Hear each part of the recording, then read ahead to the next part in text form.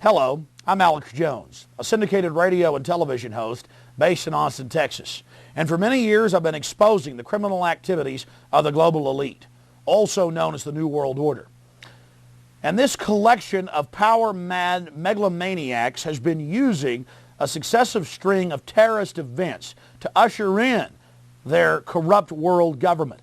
A world government where populations, their own documents show, will be herded into compact cities, will be issued national ID cards, and yes, even implantable microchips.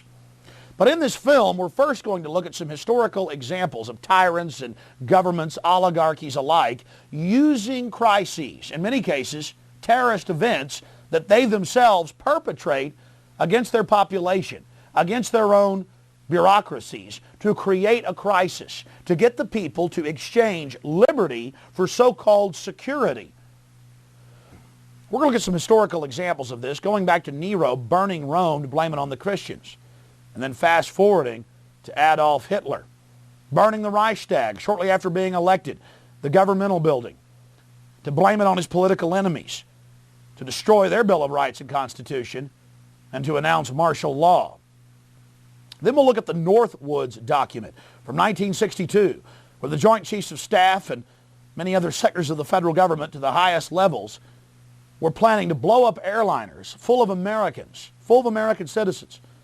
Then we're going to fast forward to the federal government training the drivers, cooking the bomb in the horrible attack, the first attack on the World Trade Center in 1993. They were caught doing it. It was in the news, but got brushed aside. The FBI was caught on videotape admitting it, bombing the World Trade Center complex to get their agenda through. Then, of course, 1995 with the Oklahoma City bombing. Again, staggering amounts of evidence, an absolute proven fact that the government had prior knowledge and was instrumental in engineering the attacks on the Alfred P. Murrah building in Oklahoma City. And then, of course, none of you have to be reminded of the tragic events in 2001 on September 11th. My friends, the government just didn't have prior knowledge of September 11th al-Qaeda attacks. They actually funded, trained, protected, coddled, shepherded al-Qaeda into this country, trained many of the terrorists at the Pensacola Naval Air Station, USA, threatened FBI and defense intelligence officers who tried to stop al-Qaeda, threatened them with arrest. Bush signed, now public document, W199I, 2 months before September 11th, threatening them with arrest if they tried to stop al-Qaeda. And now his approval rating went from 45% to 90+%. The USA Patriot Act that has just eviscerated the Bill of Rights and Constitution has been passed, and yes, it pertains to Americans. Their cashless society, compact city control grid is falling into place. The people were preconditioned before all of these terrorist attacks to give up their liberties, and then the government will be able to protect them from terrorists. Look at who really stands to gain from this. Look who has the motive. You know, we tripled the FBI's anti-terrorism funding in 1996 after Oklahoma City. They didn't protect us in 2001 from Al-Qaeda, did they? No, they funded and protected them, took their names out of the customs computers, took their names out of the airport computers.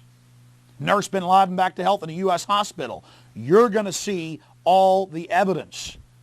We had a war on drugs. There's triple the heroin, double the cocaine on our streets. Government's own numbers than there was 8 years ago. Our prison population has gone from 1.3 million to 6.5 million in the last 2 years, going into 2002, with the numbers only expanding. We had a war on poverty. There's more poverty. A war on illiteracy. There's more illiteracy. Now they're going to have this war on terrorism. You're going to see only escalations in it because the government only gets more power, more control over our lives, more funding after each horrible event. 12 people die at the first World Trade Center attack, 168, Oklahoma City, 3,000 plus, the second World Trade Center attack by the government. And now they're telling us get ready for more attacks. And yes, if we don't take microchips, if we don't accept a microchip population, then we're going to get attacked again. And already the states admit they'd already been implementing a national ID card scheme. And then, of course, the total goal. Why the New World Order is pushing all of this. We know they want tyranny. We know this global government is behind it. They're now publicly talking about a New World Order. How did they get all this? And what's their final goal? A world population reduction of 80%, everyone crammed into compact cities, and yes, the United Nations is preparing to release mass plagues on the earth because the elite want the life extension technologies for themselves. They know that technology is a double-edged sword that can be used to empower humanity or that can be used to totally enslave humanity. And they know they're in a race against time, that their window of opportunity is closing. And they've got to dehumanize us. They've got to enslave us here on the global plantation now, or they're going to lose control. The New World Order is run by absolutely ruthless individuals, hell-bent on dehumanizing the entire human community, obsessed with total control. These megalomaniacal Satanists are absolutely sworn to the creation of a worldwide tyranny called the New World Order. This is the evidence, and it is conclusive. 911, the road to tyranny. War. Empires are built and maintained by it. Populations rally during time of war. Nothing centralizes power like it on Earth. All throughout history, leaders have used this unifying force to control populations. Humans instinctively shift into mindless groupthink when faced by an outside threat, whether real or manufactured. But now, in the 21st century, the system of control continues, but with more sophistication. You see, if there isn't an enemy to fight, you have to manufacture one. In AD 64, on the 10th of August, Nero, emperor of Rome, set the city ablaze while he fiddled. You see, he had a problem. The Christians were getting too popular. Of course, after he torched Rome, the people were more than happy to rip them limb from limb in the arena. The persecution of the Christians is only one of many ancient examples of governments persecuting populations after creating crises. On February 15, 1898, treason was committed by William McKinley's Navy when they blew up their own ship in Havana Harbor to create a pretext for war with the Spanish government. Adolf Hitler had already been elected president, but he wanted to abolish the chancellery and make himself Fuhrer. And to do that, he had to create enough of a crisis to create massive levels of fear in the population so that they would willingly lay down their republic and give it into the hands of this monster. On the night of February 27, 1933, Adolf Hitler's stormtroopers, historical documents now conclusively show from Nazi archives, burned the Reichstag government building to the ground. A wave of arrests then took place across the Reich as the Fuhrer told the people, yes, I will protect you. You will have a utopia world. Everything will be given to you by the state as long as you offer total fealty and support of your Fuhrer. The people bought the utopia and were totally enslaved.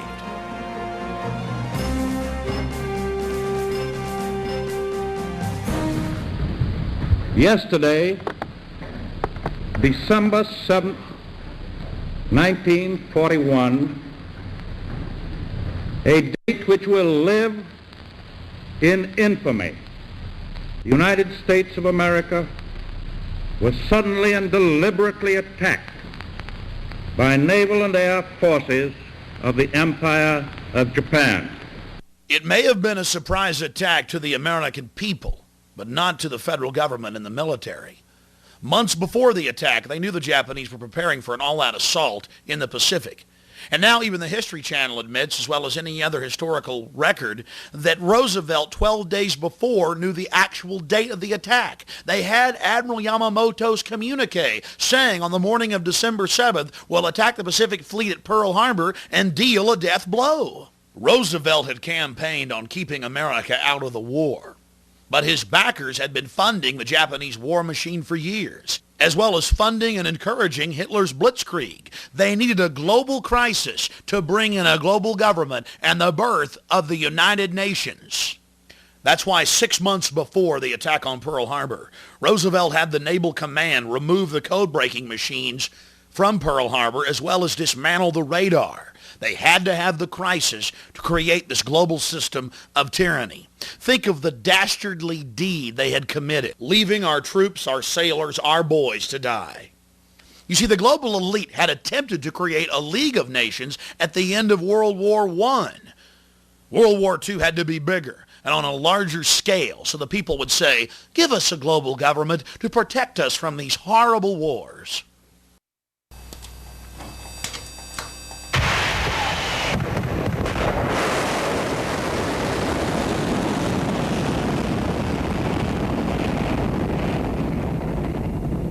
Good evening, my fellow citizens. This government, as promised, has maintained the closest surveillance of the Soviet military buildup on the island of Cuba. Within the past week, unmistakable evidence has established the fact that a series of offensive missile sites is now in preparation on that imprisoned island. The purpose of these bases can be none other than to provide a nuclear strike capability against the Western Hemisphere. In the early 1960s, the federal government needed an excuse, a pretext to invade Cuba. Seldom do we see examples as sterling as the Northwoods document, where the federal government actually put the plan to paper. It was actually carried in published media reports in ABC News and, of course, the Baltimore Sun. The federal government proposed blowing up airliners full of Americans, saying that casualty lists in U.S. newspapers would cause a helpful wave of indignation. The mad general, the architect of this plan, was General L.L. Lemonster, Chairman, Joint Chiefs of Staff. He got approval for his Faustian plan all the way up to the Secretary of Defense. President Kennedy was not amused. In the plan, they elaborated on how they could bomb Washington, D.C. and blame it on Cuba. Attack Marines at Guantanamo Bay using U.S. Army soldiers dressed up as Cubans. Or, they said, just like the sinking of the Maine to get into the Spanish-American War, we could blow up a ship again. Here they are admitting the problem reaction solution system and how effective it is to motivate the American people to get them behind a war, a nuclear war with Cuba and the Soviet Union.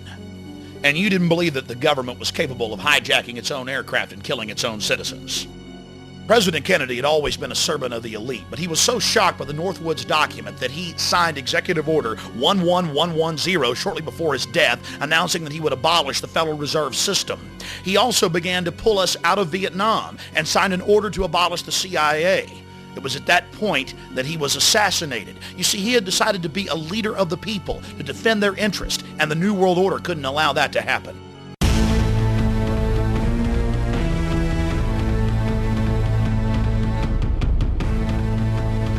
Now you'll see the evidence of the federal government targeting the World Trade Center twice. October 28th, 93, and October 31st, 1993, New York Times, as well as the December 15th Chicago Tribune.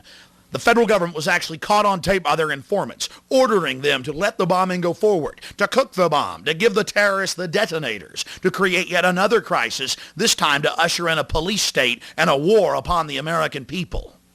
Unlike the Northwoods plan, the FBI actually carried out the attack on the World Trade Center in 1993. They actually hired a retired 43-year-old former Egyptian army officer, Ahmad Salam, and paid him $1 million and gave him real explosives, a detonator, and told him to build a bomb and to give it to the foolish people that he was controlling to allow them to attack the World Trade Center complex.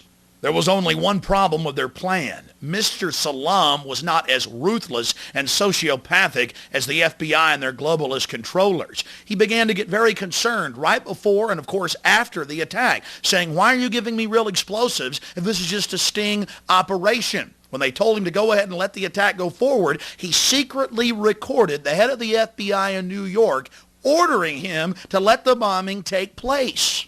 It's very important to understand that all the evidence you just saw is documented, 110%. It is part of the public record. The FBI admits it, but the media wrote a few stories about it. There were a couple of nightly newscasts. It was never heard of again. But unlike Pearl Harbor, where the government allowed the Japanese to attack as a pretext for war, the federal government financed and controlled this attack on the World Trade Center to create a system of anti-terrorism, to sic a homeland security system on the American people. There was only one problem. The drivers of the truck didn't park it up against the main support column as they had been ordered to do by Mr. Salam and the FBI. No, my friends, they parked it about a dozen feet away, and so it didn't bring down the building.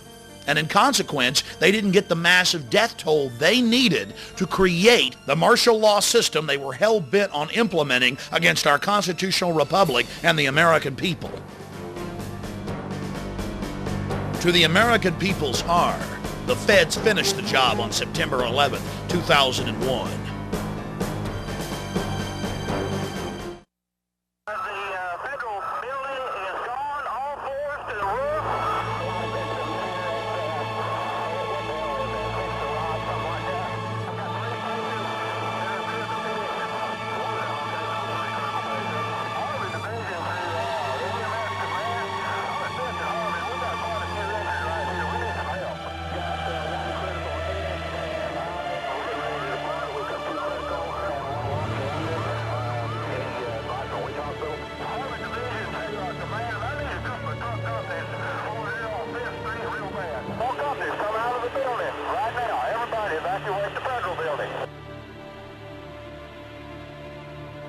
April 19th, 1995, in downtown Oklahoma City, multiple bombs ripped through the Alfred P. Murrah Federal Building. And as usual, federal fingerprints were all over this tragic event. Then President Bill Clinton, taking his orders from on high from the New World Order chieftains, needed a crisis to get his gun control agenda through, as well as his plans for a socialized America. Taking a page out of the Strong Men's Handbook, Bill Clinton knew that a crisis of this magnitude, endless images of mangled children, would pull on the heartstrings of the American people, and they would beg for the Anti-Terrorism Effective Death Penalty Act that he had failed to pass just a year before. The bill absolutely eviscerated massive sections of the Constitution and the Bill of Rights. We've been investigating this tragedy for over 6 years. The amount of evidence is staggering. Let's just hit some of the key points. Now let's get into it. Station that one explosion caused, because here's now what we are starting to learn about the succession, or what someone obviously hoped would be a succession of explosions. The first bomb that was in the federal building did go off. It did the damage that you see right there. The second explosive was found and diffused. The third explosive that was found, and they are working on right now as we speak, I understand, both the second and third explosives, if you can imagine this, were larger than the first. So try to imagine two- or threefold happening what we've already seen there. It is just incredible to think that there was that much heavy artillery that was somehow moved into the downtown Oklahoma City Federal Building. Two other explosive devices were found that were not detonated, and they were larger than the first. I think he said another bomb. Oh my God, another bomb. We just saw, if you were watching there was a white pickup truck backing a trailer into the scene here. They're trying to move people out of the way so they can get it in. Appears to be the Oklahoma County Bomb Squad. It's their bomb disposal unit, essentially, is what it is, and it is what they would use to, if the report that we gave you just a few moments ago turns out to be correct, that they have found a second explosive device of some kind inside this building. They'll back that trailer down there, and the bomb squad folks will go in, and they will use that trailer. You see the bucket on the back there, sort of, this is how they would transport the explosive device away from this populated area to try to do something with it. The Justice Department is reporting that a second explosive device has been found in the AP Murrah building in downtown Oklahoma City. Mike, you're still with us, aren't you? Yes, I am, and I might tell you in addition to that, in fact, what we were told at the scene a few minutes ago was that, in fact, 2 different explosive devices were found in addition to the one that went off. So a total of 3, A total of 3. Now confirmed through federal authorities that a second bomb has been found inside that federal building in Oklahoma City. It was an explosion at 9 o'clock this morning that did that damage you're looking at right there, blowing off the entire north face of that building.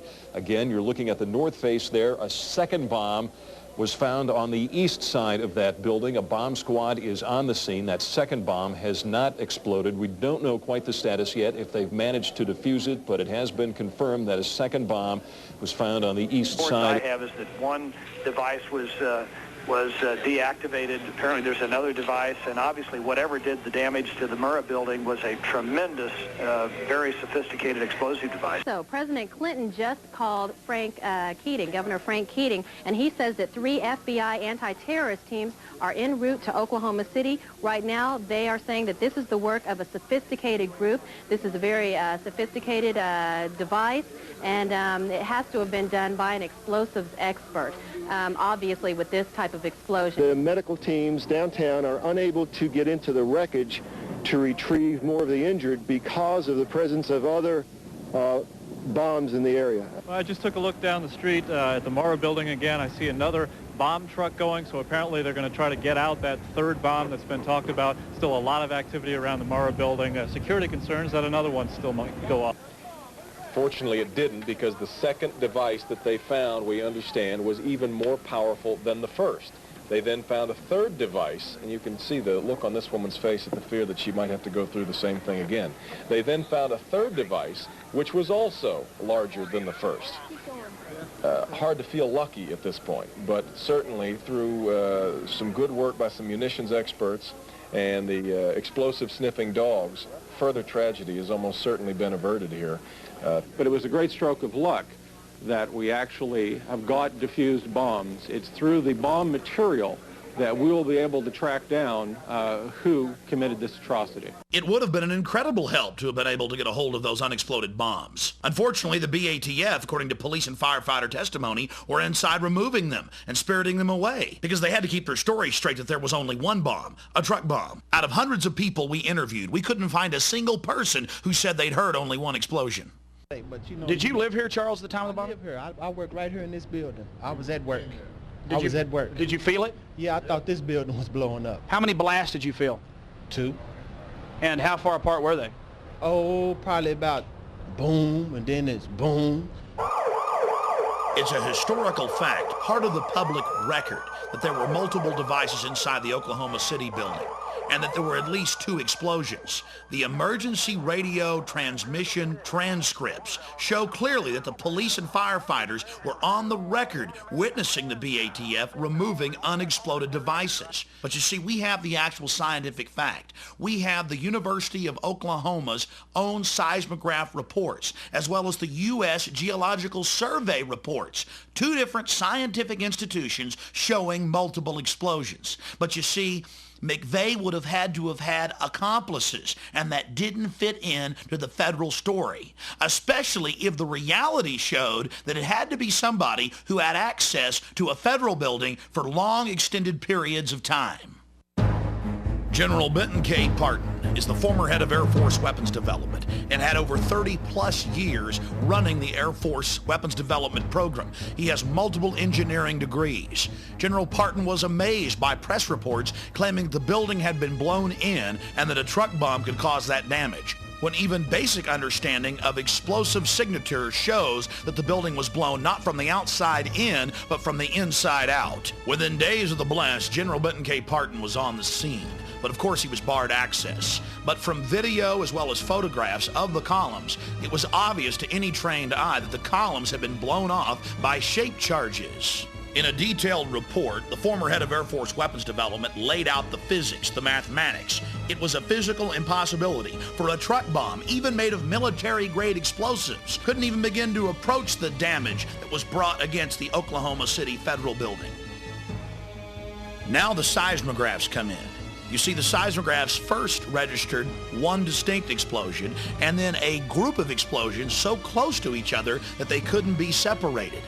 You see, the feds had to have a diversionary blast. They had to be able to tell the world that it was that lone nut McVeigh out front. You see, they needed McVeigh's truck bomb outside so they could cover the fact that there was actually explosives inside the structure. And if you look at the actual crater that was there, it was so small it could hardly be measured. But later in media reports, it got bigger and bigger and bigger. Another key piece of evidence that General Parton raises is that a single bomb explosion cannot account for the failure of column B, which was further from the truck bomb than columns B4 and B5, which did not fail. He concludes that the asymmetrical nature of the damage to the Murrah building is one indication of demolition charges were being used in the bombing. In modern history, literally thousands of structures of every type and design have been destroyed commercially to make way for new structures. But that didn't matter to the BATF, the federal government, and the media. They turned structural engineering on its head, demanding, telling the world that a single truck bomb actually did this damage, and with this signature that clearly showed that the building had been blown out, not in. Not only was the scientific and engineering world in shocked disbelief, the general public wasn't buying the story because they'd seen what had happened. Now let's go to an actual news report the day of the tragedy.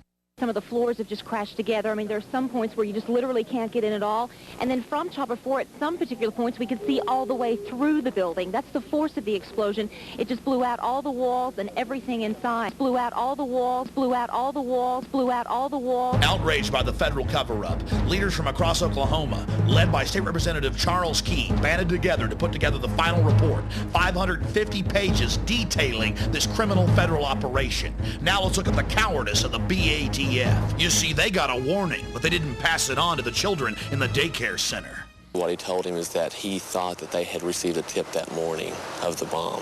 Yet another witness, a rescue worker, says after she talked with an agent at the bombing scene, she also suspected the ATF was warned and agents stayed away from their office that morning. I asked him if his office was in the building, and he said yes, and I asked if there were any ATF agents that were still in the building, and he said no, we weren't here. Witness number one approached an ATF agent nearby. He claims he asked the agent what had happened, and witness number one says this is what the agent told him. He started getting a little bit nervous. He tried reaching somebody on a two-way radio. Couldn't get anybody, and I told him I wanted an answer right then. He said they were in debriefing. None of the agents had been in there. They had been tipped by their pagers not to come into work that day. Plain as day out of his mouth. They were tipped. Why wasn't anybody else? There was a lot of people, good people, died down there. And if they knew, they should have let everybody else know. Oklahoma City paramedic Tiffany Bible, who heroically responded just minutes after the blast on April 19, 1995, swore in an affidavit that when she arrived, the BATF was in full mop gear, bomb gear that takes at least 30 minutes to put on. When she asked them, oh my goodness, were you guys hurt inside the blast? They said, no, we got tipped off by our pagers not to come in today. Agents forewarned about a bomb in Oklahoma City. Did they know the Murrah building was a target? The ATF says no, absolutely not. But tonight in a story you'll see only on the news channel, you're about to hear otherwise from people who were at the Murrah building that morning. We're asking simple questions and we can't get any answers, so it makes us that much more curious, you know. Where the hell were they? The news channel did ask for a private meeting with ATF officials to discuss the credibility of these witness reports, but the ATF refused, saying they had no more to say on the subject. Lee Harvey Oswald acted alone, and so did Timothy McVeigh in Oklahoma City. So we're meant to believe. But hundreds of eyewitnesses reported seeing Middle Eastern men crawling all over this operation. Let's look at John Doe number 2. Because I sat there and I seen McVeigh was with another person. Do you have any doubt in your mind that there was a passenger in the Ryder truck? That's even more. I have no doubt there was definitely a second person, no matter what. There was 2 people in this vehicle. John Doe number 2, and there was a $2 million price put on his head, and now they're saying there's no John Doe number 2. And our witnesses picked out of photo lineups. The news channel shared the information and surveillance tapes of this man with the FBI. They've had some of that material long before our reports went on the air. In the building, and I looked out the window, and I seen the Ryder's truck, and I seen a man get out of the Ryder's truck. She was just 10 feet away from the man depicted in this sketch when he stepped out of the Ryder truck. He was olive complexion, and he had black curly hair. He was wearing the baseball cap, but his curls were sticking out of his head. He was short in the back, but you could still see the curls in his hair. He was not American. He was foreign. You can tell by his skin, his face, the way his face was. We asked FBI Dan Vogel if John Doe number 2 is still part of the investigation. Does he exist? The answer, yes. The FBI is still trying to locate and identify John Doe number 2. The man in our reports is Iraqi. Today, the FBI says they are not pursuing a Middle Eastern connection. This doesn't mean it has been ruled out. That could change tomorrow. State, local, and federal police around the country actually detained dozens of Middle Eastern men trying to exit the country. Former Iraqi Republican Guard officers like Al Husseini Hussein. Despite all this evidence, the Clinton Justice Department said, release them. We don't want to talk to them. There is no Middle Eastern connection. In the making of this documentary film, our team has interviewed scores of former FBI agents, current FBI agents, police officers, detectives who were on the scene and who worked the case. They arrested members of the Iraqi Republican Guard while trying to flee the United States. They would open up their bags and find blue jogging suits, bomb-making materials. They would try to hold them, try to charge them. They could have convicted them in front of a jury, according to my sources. But Bill Clinton demanded their release.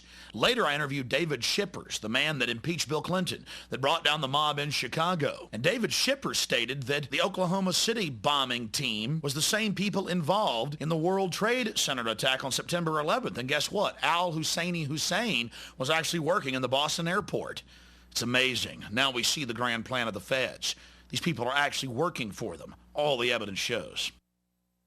And the details are chilling. We'll also focus on surveillance cameras that caught the bombing on tape, and maybe the men behind the bombing. The news channel has new information tonight that there's a chance surveillance tapes could be the smoking gun evidence. Now, we asked candid questions in a rare face-to-face meeting with ATF officials close to the investigation. We learned that video collected from downtown businesses the morning of April 19th may someday be played before a jury. Officials won't say who or what exactly is on the tape. However, numerous sources have confirmed the tapes exist and that they reveal more than one bomber. So what evidence are they asking for? They're asking for video taken from the Ryder truck from the Rigi Towers. Jana. Well, Kevin, it's a question we've all been asking. We've been asking that question since we first broke the story that surveillance cameras aimed at the federal building could have captured all those involved on tape. Now, sources have confirmed those tapes exist and that they show more than one bomber.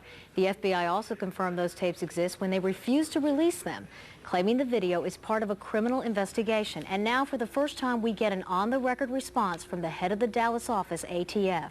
We learned that videotape could be unveiled as part of the prosecution's case. No officials will discuss specifically what's on the video, but we have been able to recreate some of what may have been captured by downtown surveillance cameras through the eyes of the witnesses. Now, you're looking at a computer recreation of the final movements of the Ryder truck according to the people who crossed its path at 5th and Harvey, moments before the explosion. Tonight at 10, the witnesses will detail their memories of how they believe the suspects carried out the crime and made their getaway. Now, all these accounts share a common and unsettling similarity. The witnesses say they saw several accomplices, including the infamous John Doe number 2. ATF officials tell us the elusive John Doe is still part of this case, but will not comment any further. However, they did tell us that there's a lot about this case we don't know yet, information you can't find in the indictments against Timothy McVeigh, Terry Nichols, and Michael Fortier. It was just hours after the bombing when the news channel first told you about the possibility that surveillance cameras may have captured the explosion and the killers on tape. Our sources and sources for the LA Times describe what's actually on those tapes. The information shows some huge surprises, the biggest that it may have been John Doe number 2, not Timothy McVeigh, who detonated the bomb. Brad Edwards has the latest on the investigation in this exclusive News Channel report.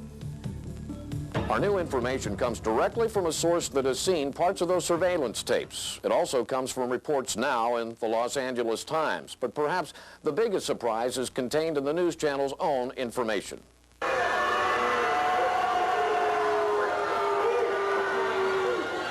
Timothy McVeigh was not the last person to leave the Ryder truck.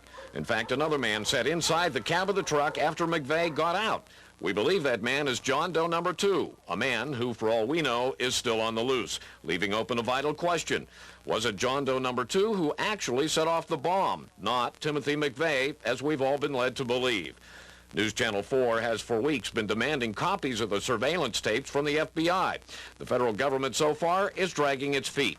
But many people in the investigation have seen the tapes, and now so has a source willing to describe to the news channel what the tapes show. The LA Times report shows there was a surveillance camera near the corner of 5th and Harvey and another near the corner of 5th and Robinson. Federal investigators recreated the time sequence leading up to the bombing by matching the video and still photos from the surveillance cameras. Since we can't show you the tape ourselves, we're reenacting what our source says he saw on those tapes. As witnesses told the news channel before, the tapes show the Ryder truck parked in front of the Murrah building where we now know the blast went off. As witnesses also told us, the tape showed 2 men sitting inside the Ryder truck. A man strongly resembling Timothy McVeigh gets out of the driver's side, steps down. He then appears to have dropped something on the step up into the truck. He bends down and appears to pick something up off the step. Then he turns and walks directly across 5th Street toward the Journal Record building. All this time, John Doe number 2 is still inside the Ryder truck's cab, sitting on the passenger side. Time passes. The surveillance tape is time-lapse photography. Without knowing exactly the time interval between shots, our source can't be sure how long John Doe number 2 sat in that cab. What was he doing all that time? Then the tape shows John Doe number 2 getting out of the passenger side of the Ryder truck. Again, the tape shows that a bombing witness accurately described what happened next to News Channel 4. I was standing in the building, and I looked out the window, and I seen the Ryder's truck, and I seen a man get out of the Ryder's truck. The tape shows John Doe number 2 getting out, shutting the passenger side door. He steps toward the front of the truck and is momentarily out of the frame of the surveillance camera. But shortly, he appears back in frame, walking toward the rear of the truck, still on the sidewalk in front of the Murrah building. Again, he turns east toward the front of the truck, looking toward the street. John Doe number 2 then walks diagonally across 5th Street toward the east, as if heading toward the YMCA or the intersection of 5th and Robinson. He again leaves the frame of the camera. Another camera shooting from another angle clearly shows the actual explosion that destroyed the federal building and killed 169 people. So what does the mysterious John Doe number 2 look like in the tapes? The man who stayed inside the Ryder truck, possibly triggering the bomb? Well, his features are obscured by a baseball cap in the portion of tape seen by our source, the same kind of cap shown in the composite drawing first released of John Doe number 2. The cap was a sports cap, flame style.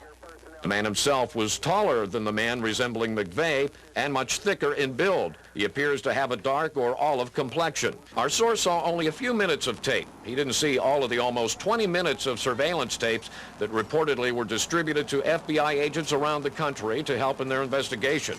But they do show enough to raise some crucial questions. Who actually set off the bomb? What was John Doe number 2 doing in the cab of the truck after the McVeigh lookalike got out? And how did John Doe number 2 get away from the Murrah building? My understanding is there was a video of McVeigh getting out of the Ryder truck, jumping into this other pickup with John Doe number 2. Well, where's that video? Are we ever going to get to see it? Do you realize what you've just seen, America? The government had multiple surveillance camera tapes. In fact, when it finally came out in court, when the federal government declared in 2001 that they wouldn't release the videotapes because of national security implications, that there were actually 12 surveillance camera tapes that had these different Islamic individuals, these Arabic men with McVeigh and others, as well as the BATF hiding out right down the street, preparing to pounce on the operation and declare themselves the heroes, the saviors, the victims. Think about it. Now in 2001 and right into 2002, the federal government claims national security and refuses to release 12-plus surveillance camera tapes. What are they hiding? And the feds never tried to use it in court. I mean, if they had McVeigh pulling up alone and bombing the building and it was just a truck bomb, why not use the actual surveillance camera tapes to do it? But they didn't do that. You have to ask yourselves why. What's on that tape? Well, after you've seen all this evidence, it's clear. Federal involvement. Ratcheting up the police state right here in America. Danny Coulson, the FBI's top counterterrorism agent, checked into an Oklahoma City hotel nearly 9 hours before a truck bomb nearly leveled the Alfred P. Murrow Federal Building. The Embassy Suites Hotel receipt of Danny Coulson, the director of the FBI's Terrorist Task Force and founding commander of the Bureau's hostage rescue team, was dated April 19, 1995, with a check-in time of 0:20. That's military time for 12:20 a.m. Almost 9 hours before the blast, Chief Agent Coulson lied to the American people. He told a Time magazine reporter in 1999 the harrowing tale of how he sped at over 100 miles an hour from his home in Dallas, trying to get there after the bombing to save people and conduct an investigation. Oh, and by the way, the FBI won't release any of the credit card statements and records for any of their agents. What are they trying to hide? The system wasn't working. Going through the system didn't work. I did everything that they advised me to do. It didn't do any good. Hoppy Heidelberg was an upstanding member of the community with no criminal record. He'd been a grand juror for years. But when he started asking questions about the Middle Eastern connection and FBI prior knowledge and BATF involvement, the FBI actually came to his house brandishing firearms and told him to shut his mouth if he knew what was good for him. When he refused to be part of the cover-up and demanded that he be able to call witnesses as his right as a grand juror, the judge kicked him off the case. Just one more piece of this massive cover-up. The news channel has learned of another strange development. Apparently, before the bombing, Governor Frank Keating's brother, Mark, had been working on a novel about a terrorist bombing in Oklahoma City. Stranger still, one of the characters in the novel was named Thomas McVeigh. Governor Frank Keating's brother, Martin Keating, wrote The Final Jihad. In the book, Tom McVeigh masterminds the bombing of the Oklahoma City building. He dedicated the book to the Knights of the Secret Circle, a known Illuminati group. And he wrote the book 2 years before the bombing. The tragic events of Oklahoma City, if the truth was known to the public, makes it even more tragic, even more horrific. You see, it's now a monument to the police state, a monument to the sacrifice the government made of American lives, of American blood, of American tears, as an excuse to get the feds to be able to circle the wagons against the American people, to have a pretext, an excuse to expand their police state. They covered the whole operation up. It's clear that they had prior knowledge that multiple bombs were detonated on the inside of the building, that the feds have grabbed the 12 surveillance camera tapes and are refusing to release them, even in 2002. Threatening grand jurors, destroying the building and burying it under guard. The federal government blamed this tragic event on Christians, conservatives, gun owners. But if you look at the evidence, it's clear who's behind it, the federal government. And they use this, just like Hitler used the Reichstag, to get martial law cranking in America.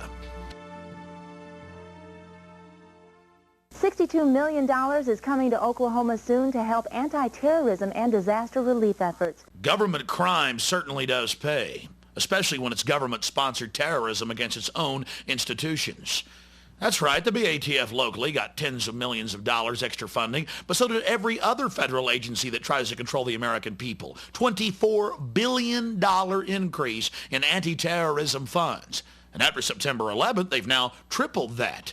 and of course the BATF ensured that the building was completely demolished, so there couldn't be any evidence of their heinous acts.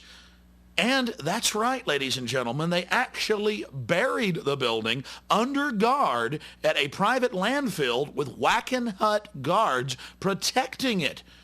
From A to Z, federal fingerprints all over it and doing everything they can to suppress the truth. For Bill Clinton, the servant of the New World Order, whose approval rating exploded after the attack, and his attack dog, the butcher of Waco, Reno. She was very happy to blame it on Christians and conservatives and gun owners. It was her excuse to expand federal control over local police and to merge the military with the police in new giant anti-terrorism training camps where the military and the police prepare for mass gun confiscation and extermination of the American people. Evidence of that's coming up later.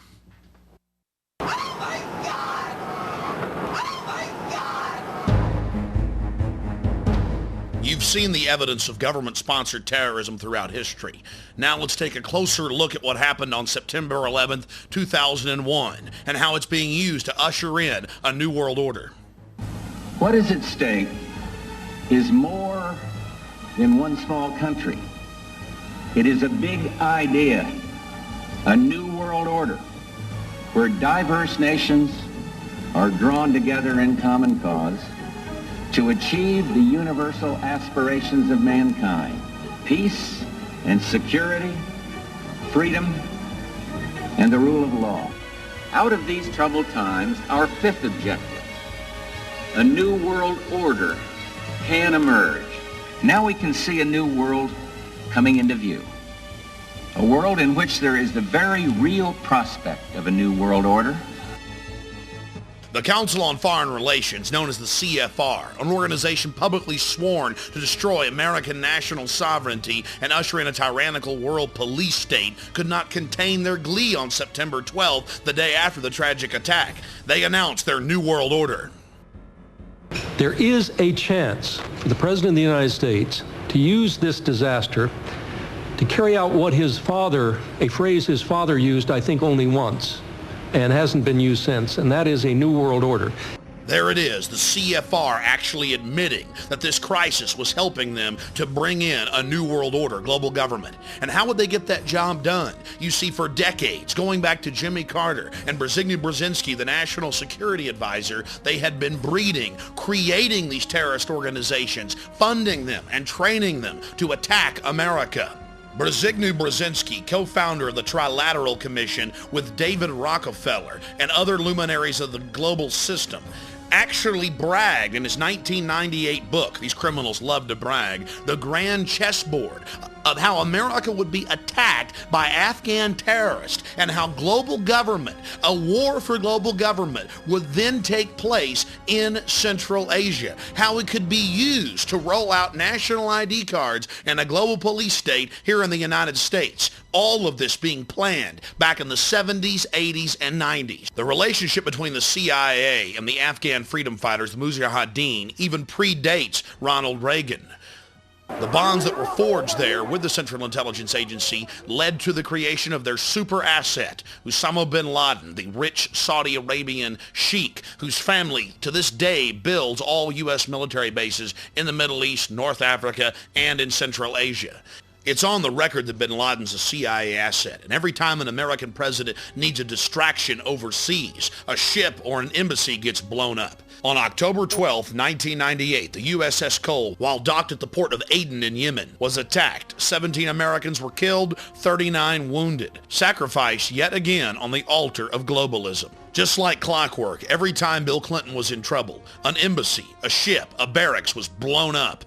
Just like Oklahoma City, the CIA asset bin Laden was delivering time and time again, and Bill Clinton was there protecting him, refusing to allow foreign countries like Sudan, even Iraq, and Afghanistan to give them the files of where al-Qaeda was in the world, and yes, where they were active even in the continental United States. Sudan even offered to arrest bin Laden 3 separate times. Bill Clinton answered by bombing with state-of-the-art cruise missiles their only pharmaceutical plant. Denying Africa, desperately needed medicines. You see, in reality, it's a lot bigger than just Republican or Democrat. The reality is the Central Intelligence Agency, controlled by Wall Street, has been grooming this creature and his family over the last 50 years to carry out dangerous projects in the Middle East, Central Asia, and North Africa. Back in 1996, the CIA worked in tandem with Pakistan to create the Taliban. Then in 1998, when the Afghans offered to arrest bin Laden, the CIA responded, publicly telling him to do no such thing. They needed this boogeyman for one more big action, and his family the entire time was being rewarded with giant satellite company deals, oil company mergers, and some of the biggest construction projects in the world. New world coming. America will become increasingly vulnerable to hostile attack on our homeland, and our military superiority will not entirely protect us. Americans will likely die on American soil, possibly in large numbers. Americans will likely die on American soil, possibly in large numbers, possibly in large numbers, possibly in large numbers. Shortly after September 11th, witnesses came forward documenting that bin Laden had actually met and planned the September 11th attacks with the CIA for 10 days in Dubai in an American Army hospital. French intelligence was so upset by what they had learned that they actually got media reports published before September 11th, specifically warning that bin Laden was planning to hijack aircraft and fly them into tall buildings in downtown Manhattan, as well as the Pentagon. Of course, the Pentagon, the Defense Department, didn't need to be warned. First media reports that came out said that 5 of the hijackers had been trained at the Pensacola Naval Air Station. Later media reports in the Pensacola News Journal confirmed that 3 of the hijackers had been trained at the Pensacola Naval Air Station 2 years before September 11th. The San Francisco Chronicle also reported that one of the top lieutenants of Al-Qaeda was actually an FBI asset, not to mention a member of the U.S. Army. The next piece of evidence you're about to see is the biggest smoking gun of them all. President George W. Bush signed Presidential Decision Directive W199I, telling FBI agents as well as defense intelligence officers that if they tried to stop Al-Qaeda, they would be arrested under national security implications. It's been in every publication from the Wall Street Journal to the Washington Times. Actual lawsuits have now been filed by FBI agents who are outraged by the fact that they were not allowed to stop Al-Qaeda. The global crime syndicate that George W. Bush and his family fronts for has everything to gain from the September 11th attacks. A national ID card, a national control grid, a cashless society. It's part of the public record. George Bush signed the documents threatening defense intelligence and FBI agents with arrest if they stopped Al-Qaeda.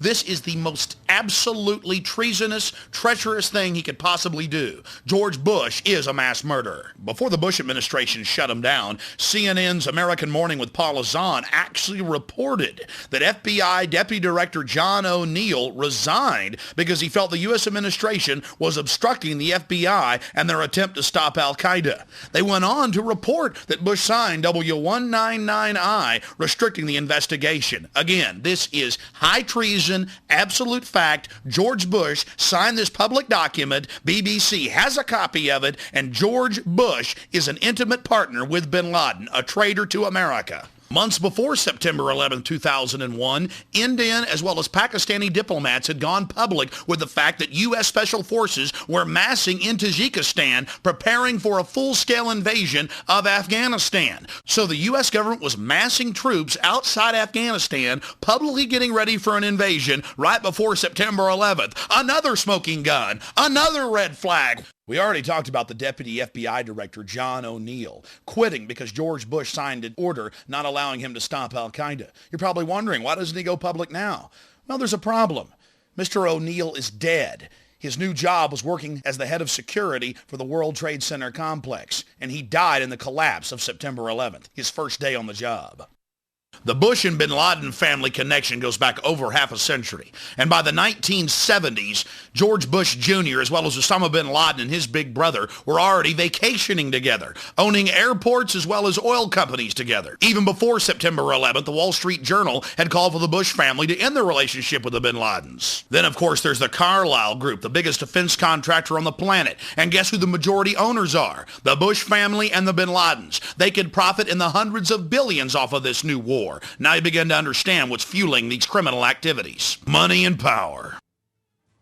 Dozens of respected publications have asked a simple question. What brought those buildings down? Especially Building 7 that wasn't even hit by an aircraft. Lou Caccioli, a 51-year-old firefighter in New York who was trapped inside the building, reported that multiple bombs were going off all around him. There are other eyewitnesses, former military munitions experts and police officers, as well as structural engineers. The oldest firefighting magazine in the country was absolutely outraged, demanding a real investigation. According to their evidence, there's no way that aircraft could have brought down those buildings. And don't forget Building 7. Nothing hit Building 7, but still it collapsed in a symmetrical fashion. The September 12, 2001 San Francisco Chronicle reported that Mayor Willie Brown was warned by the federal government not to fly on September 11th. He was warned the evening before. Now, of course, under pressure from the White House, Willie Brown refuses to say exactly what federal agency warned him, just that he was warned not to fly on September 11th. I wish the rest of the American people would have gotten that warning. But of course, if the American people would have been warned, then the government terrorist attack wouldn't have had its desired effect, to have the people begging for a nightmare global police state. On September 3rd, Salman Rushdie, author of the Satanic Verses, got a warning from the U.S. authorities not to fly. They went so far as to ban him publicly from flying, and the FAA admits they did it on the record. More chilling evidence of the U.S. government's prior knowledge. But you're saying, hey, wait a minute, what was that whole war about? We went in there and took out the Taliban. No, they escorted a couple hundred goat herders to torture them publicly at Camp X-Ray in Guantanamo Bay. The real leadership of Al-Qaeda and Taliban, the few that were left in Afghanistan when the war started, were flown out to safety and paid in gold bars in Pakistan by the U.S. federal government. Here's George Bush at the United Nations telling the people not to tolerate anyone that investigates these facts.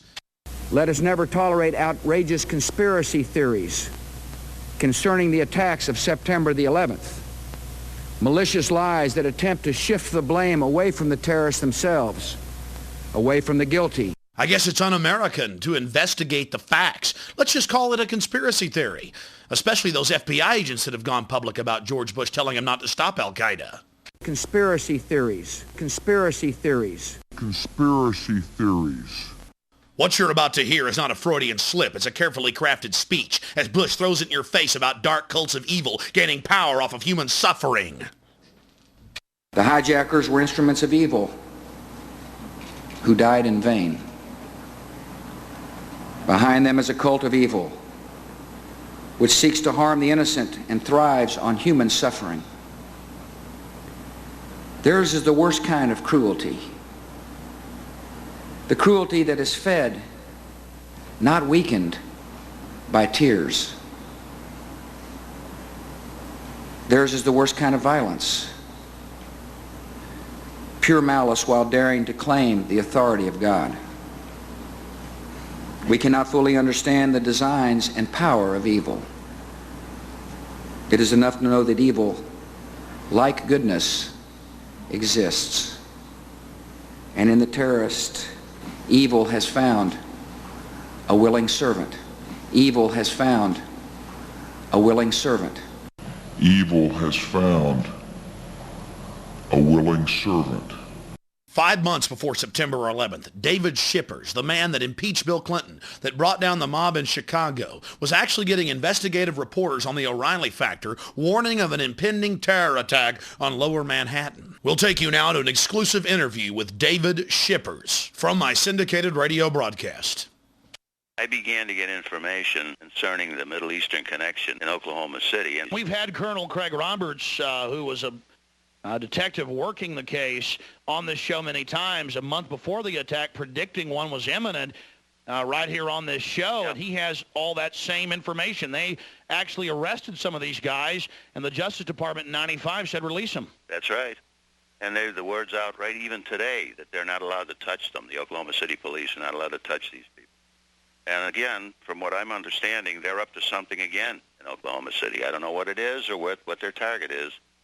But these same people are at it again. Now, later you got it from FBI agents in Chicago and Minnesota that there was going to be an attack on Lower Manhattan. Everybody, yeah. I mean, it's everybody, and that's what started me calling. I started calling out there. I first of all I tried to see if I could get a congressman to go to bat for me and at least bring these people out there and listen to them. I sent them information, and nobody cared. It was always, we'll get back to you, we'll get back to you, we'll get back to you. Then I reached out and tried to get to the Attorney General when finally we got an Attorney General in there that I would be willing to talk to. And again, I used people who were personal friends of John Ashcroft to try and get him. One of them called me back and said, all right, I've talked to him. He will call you tomorrow morning. This was like a month before the bombing.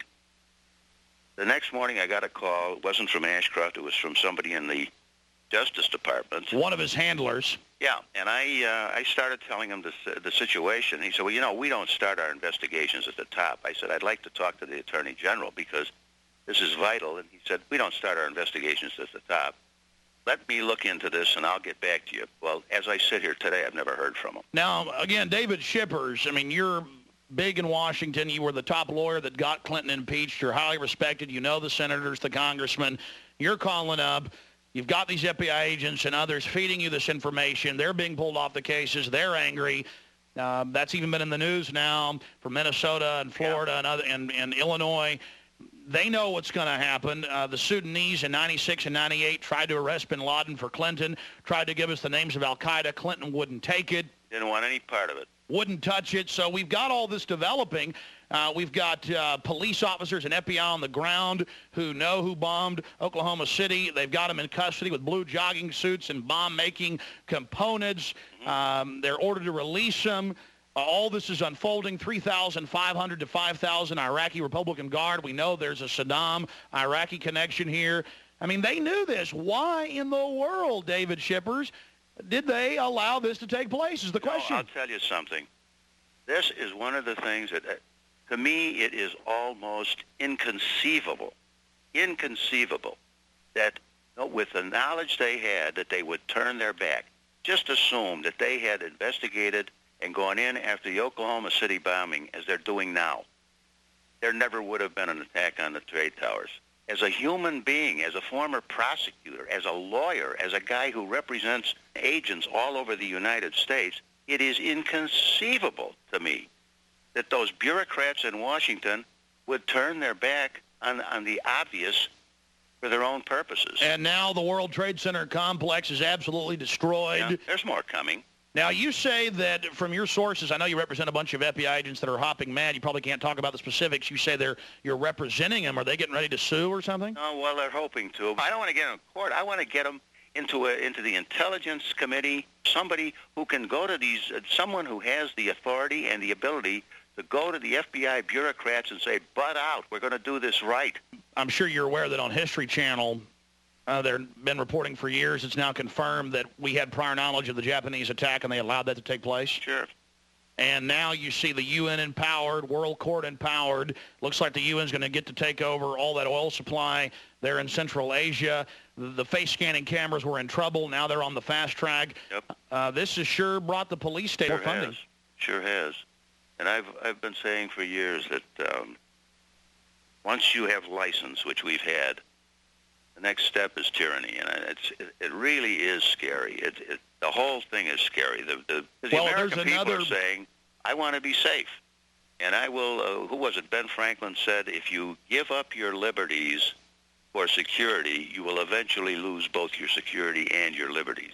Absolutely. What was the intel you were getting from these agents? What were they saying? This agent here in Chicago filed the affidavit where he laid out the whole way that the money moves, the way that it's handled, how it comes out of the Middle East into the Chicago area, not only Chicago, but into the United States, how it's covered, how the operatives are covered, and then how the money gets back, how it's transferred back, and where it's kept while it's here. And that affidavit ran like 30 pages, laid it out. And that was the only one. He had to go through hell on earth in Washington. He had to fight like a tiger. Everybody in his own bureau and in the Department of Justice was against him, and still. Now, the FBI agents in Minnesota knew about all this and had the evidence, but they couldn't even get a wiretap or a warrant to search these guys. Exactly. And we're talking about some of the actual hijackers. Exactly. And this, and then this woman that was talking to me, she had other contacts who were in naval intelligence and in other areas, and she was reporting that there was one of these terrorists that was involved or connected with the bombing in Oklahoma City was working at the Boston airport. One of my, a friend of mine who happens to be an agent, had information showing that there were Hamas operatives working in baggage in areas at O'Hare Airport with free access to any part of the airport. But no one would listen. Clinton and his boys didn't want the United States to realize that Flight 800 was a terrorist attack and that the Oklahoma City was a terrorist attack because they didn't want to have to admit that the intelligence of the United States was totally destroyed. Well, Craig Roberts says it best. They wanted to demonize the patriots, exactly. The Christians, and create this internal security force to watch Americans because, oh, the precious Arabs, they can't do anything wrong. That's exactly what they started. Remember, I forget what nitwit it was that came out and said, you know, you can really blame some of the Rush Limbaughs and the talk show hosts who are fomenting this terror. Well, that was Bill Clinton. Clinton made that statement. And they had a handy guy in McVeigh. They had a real handy guy. I also know, and I know this through affidavits that I've read, that there were people, eyeball witnesses, who saw the Middle Eastern man running from the scene alongside McVeigh. And why don't the feds just release those 12 surveillance camera tapes if it's just McVeigh alone? Those surveillance camera tapes are going to show that there was a Middle Eastern man running with him. Some of these people who gave affidavits were interviewed by the FBI during the course of the investigation. They were interviewed about the second person they saw, and the agents tried to make them say that the second person was Nichols. Every single one of these people said absolutely not. It was a Middle Eastern type individual. Al-Husseini. Now, listen to this. None of those 302s, none of those investigative reports have ever surfaced. So the FBI comes up with all these thousands of documents that they claim they overlooked, but the key ones where they tried to get him to say it was Nichols never surfaced. What were they saying about the attack on Lower Manhattan? Originally, the original report that I got was that that they had arranged for 3 attacks on the United States. 1, they were going to take down an airliner. 2, they were going to attack a federal facility in the heartland of the United States. First one's TWA, Oklahoma City, in reverse order, and then now. And the third one was going to be a massive attack in Lower Manhattan. The original plan was a suitcase tactical nuclear weapon. The people that I was talking to were very, very, very credible people. And but okay, here's the bottom line question. You're getting intel, attack on Lower Manhattan, third big attack. What did you say? I mean, who did you talk to? I mean, we know you tried to get to the Attorney General and I tried others. to get to the Attorney General. My first move was to go through some of the people I knew in Congress to see if I could, somehow, because I was working on a two-front. It was really a two-front war. On the one hand, I wanted to get someone to listen to Jana about Oklahoma City, but and what was coming up, what may be coming up.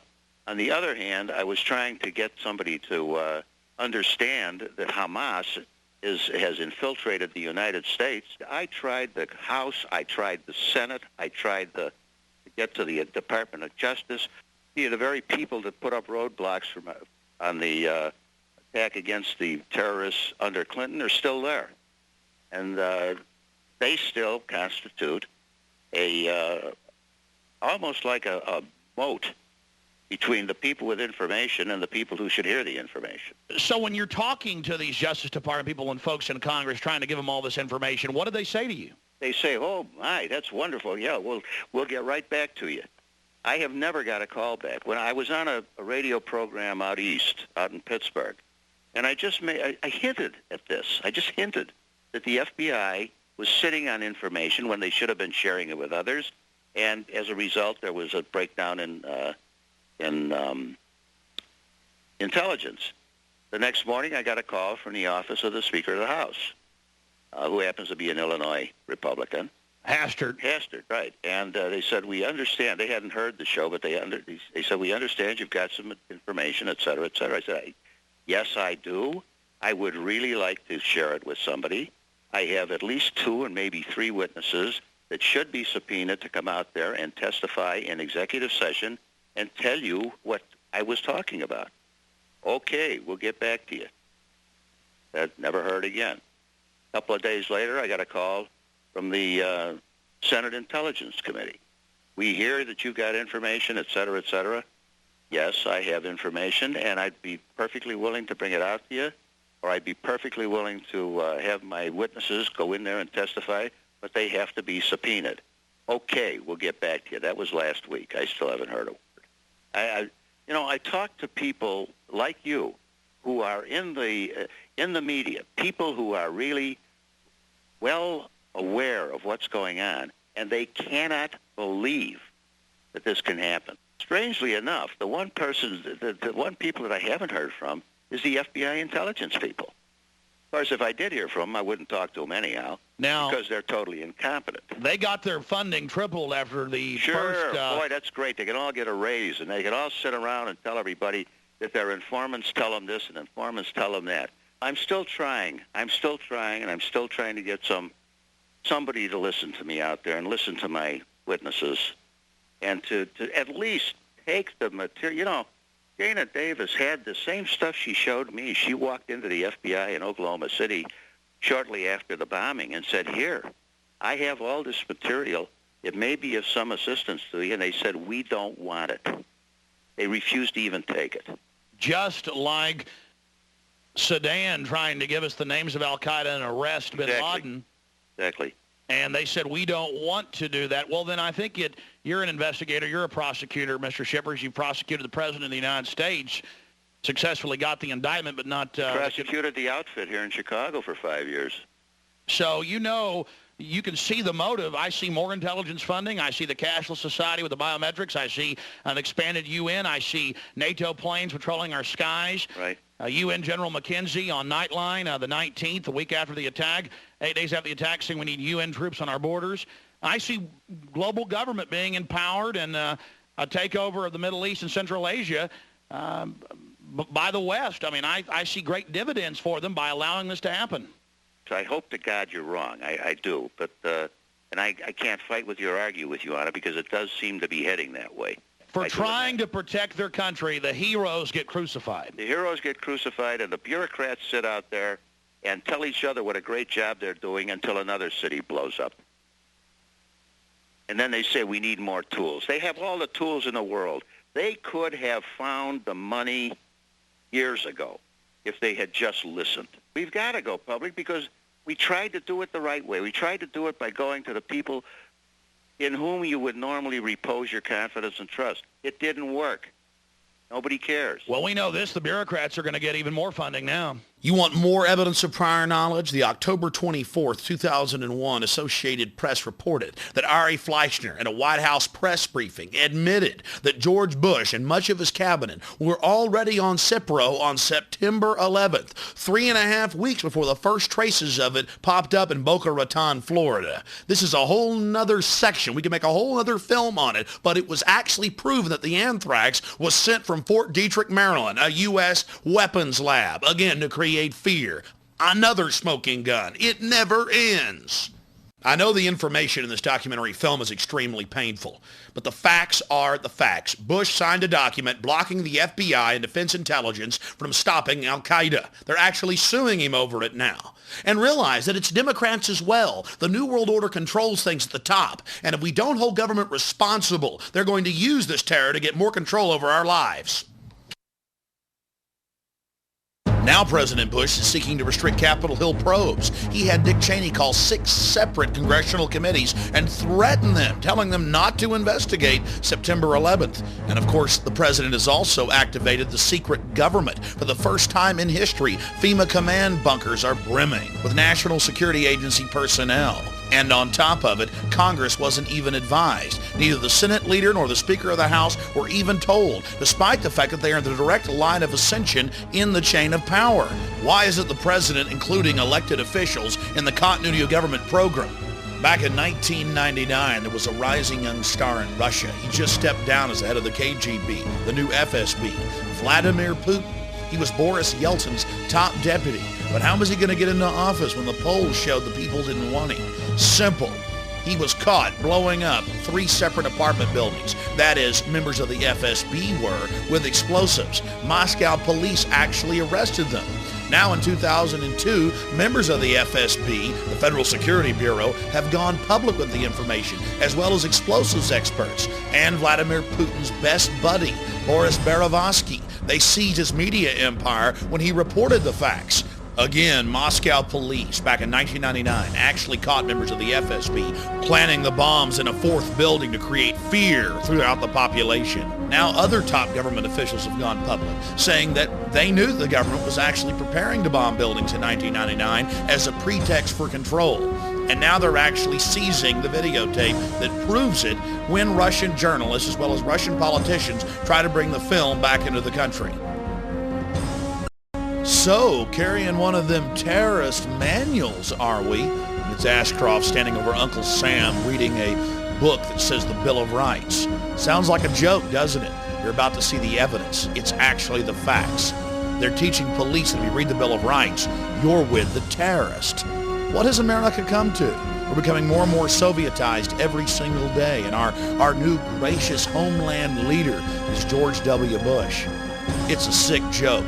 Who really stands to gain from this terrorism? The evidence is clear. The forces of the New World Order. Now let's talk about terrorism. Let's talk now about terrorism and about those who see violence against innocent civilians as a legitimate means in their view to achieve their ends.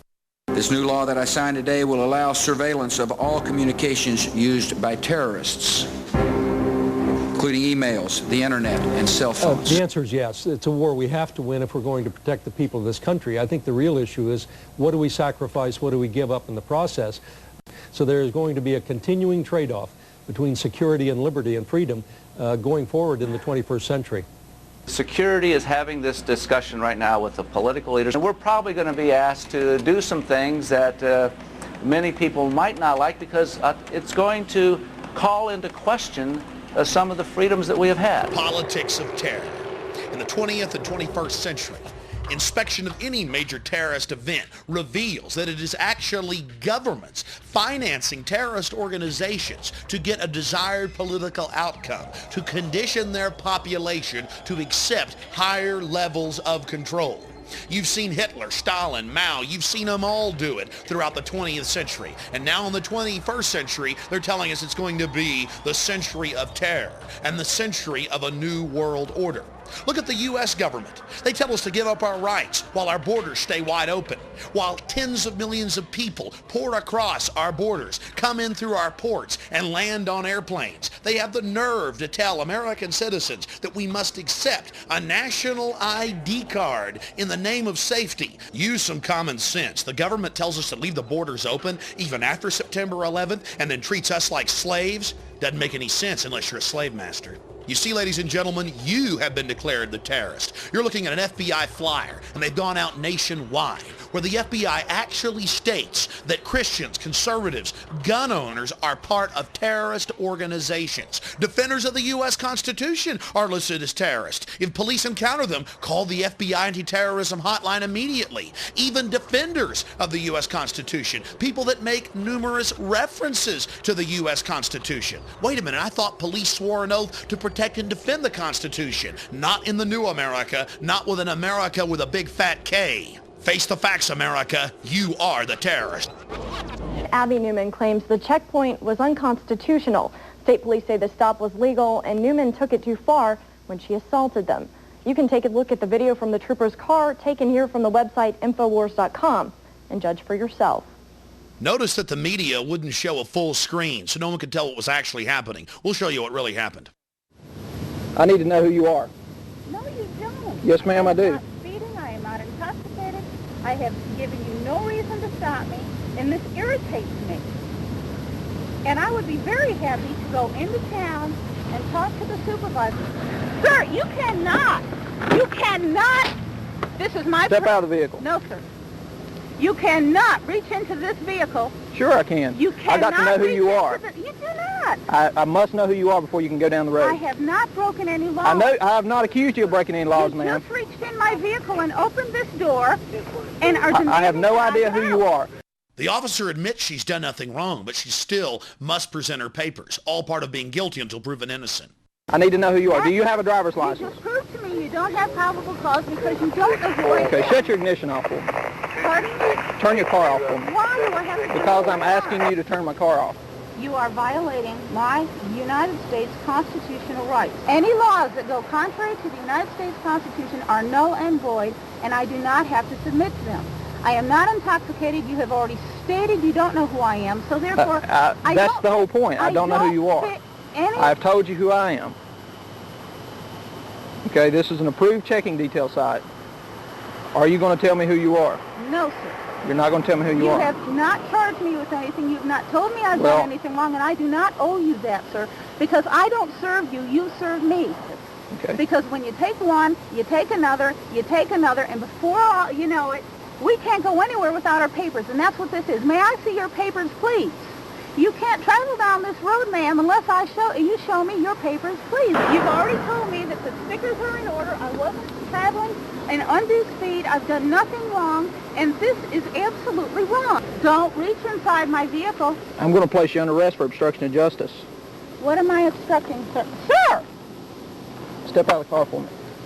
Step out of the car for me. You are physically forcing me out of the car. No, sir, don't you touch any of my personal belongings in this car. You're right, I've recorded this conversation. That's assault. Yes, I did. Resisting arrest. It is not assault. I'll get the car. Don't you take one single item out of my vehicle, sir. I'm not fighting you. You're under arrest for resisting arrest, obstruction of justice, and assault on a police officer. I did not assault you. Think about our priorities in America. At a warrantless Fourth Amendment violating checkpoint, they pull over a housewife with no criminal records. When she simply doesn't want to get out of her car, they grab her and charge her with assaulting them. Let's take a closer look, and you can judge for yourself what this thought criminal has done. Sir! Step out of the car for me. Step out of the car for me. You are physically forcing me out of the car. No, sir, don't you touch any of my personal belongings in this car. You're right, I've recorded this conversation. That's assault. Yes, I did. Resisting arrest. It is not assault. I'll get the car. Don't take one thing You have the out right of to this remain vehicle. silent. Anything you say can and will be used against you in court. You have a right to speak to an attorney and have him present while you're being questioned. If you cannot afford to hire an attorney, one will be appointed to represent you without any cost to you before any questions if you desire one. Do you understand those rights as they've been read to you? Do you understand your rights as they've been read to you?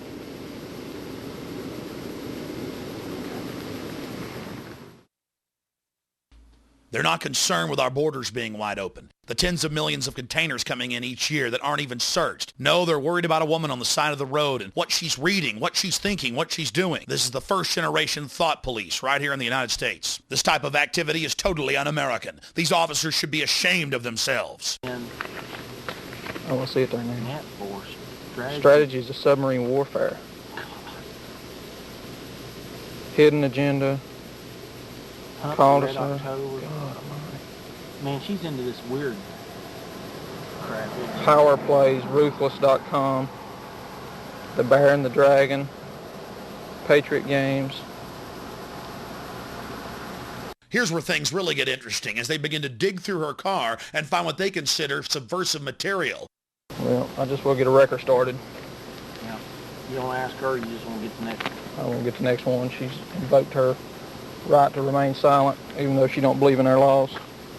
Even though she don't believe in our laws, no, trooper, it's you that don't know our laws. You're the one that's overthrowing our Constitution, our Bill of Rights. Our country was founded on people not being stopped like criminals, like peasants of being searched. The right of the people to be secure in their persons, houses, papers, and effects against unreasonable searches and seizures shall not be violated, and no warrant shall be issued but upon probable cause. You wouldn't believe all the paraphernalia in here. I mean, look at this clipboard right here. Check me out. Comment upon voluntary nature of Social Security. It's a whole riot act on why you don't have to have a Social Security card to pay into Social Security. She's just anti-government, yeah. She apparently belongs to some kind of a clan or something. Militant group. Yeah. It's Dixieland Law Journal, Constitution Society. I mean, all kind of compulsory production of documents. Anti-government, a member of the Klan for knowing her constitutional rights, for being a member of the Constitutional Society. The FBI training of our police has really paid off. I mean, this is... She's definitely studied on it, hasn't she? I'm telling you what is the truth. I wonder if I can keep that for any reason. Well, is it evidence of a crime? You know, if it relates back to obstruction of justice, I would say yes. I mean, I think obstruction of justice is... That would be the appropriate charge. Good. Yeah. And that relates to it. That's why she did it. I mean, it may actually... She may be the one that would want to bring that to court. I don't know. I don't know either. I mean, it'd probably be fine reading, but I'm not sure if I can seize it or not. Yeah. I don't know that this is illegal. Exactly. I think she can read that all. Yeah. I think she can read it all she wants to. Now this, if they've actually outlawed that is, and I think they have. Abby Newman was vindicated by a jury of her peers and found not guilty of assault on a royal police officer and of resisting arrest. But they still tried to get her for simply invoking her constitutional rights. You heard them digging through her goods. Oh, look at Pocket Constitution. What are we going to do? And then look at this poor guy. This is one of my listeners. They pulled him over. The SWAT team attacked him. He was unarmed. They released a police dog on him and then held up 2 jumper cables on the news and said, look, pipe bombs. Of course, a month later, they admitted that all the charges were false, but that didn't stop them from having a little fun, a little manhunt. There's nothing like it here in the new Rome. America, it's time to wake up to what's happening. We're being treated like animals. Farrell Montgomery, one of my radio listeners, just pulled over, attacked for no reason, shot with 2 taser guns, and a dog attacked him. And then here's the Register Herald. Big newspaper in West Virginia. Christians a hate group. They found out the FBI and law enforcement schools across the state, and it's going on around the country, are teaching them that Christians, period, are hate criminals, are part of a terrorist group if they believe in a second coming of Christ. And all this comes right out of the Project Megiddo report, where they list homeschoolers, gun owners, anybody that cares about freedom, anyone that believes in Jesus Christ, anyone that believes in a second coming. Again, where did the First Amendment go? Anyone that discusses a New World Order conspiracy theory. Well, you've heard world leaders say a New World Order throughout this documentary. Anyone that talks about a New World Order takeover. The evidence is clear. If you resist the New World Order takeover, you're being demonized as a hate criminal. Look, it lists homeschoolers as terrorists. Remember, if you say New World Order, you're a terrorist. It is a big idea, a new world order. Out of these troubled times, our 5th objective, a new world order, can emerge. Now we can see a new world coming into view. A world in which there is the very real prospect of a new world order. The President George Bush has talked time and time again about a new world order.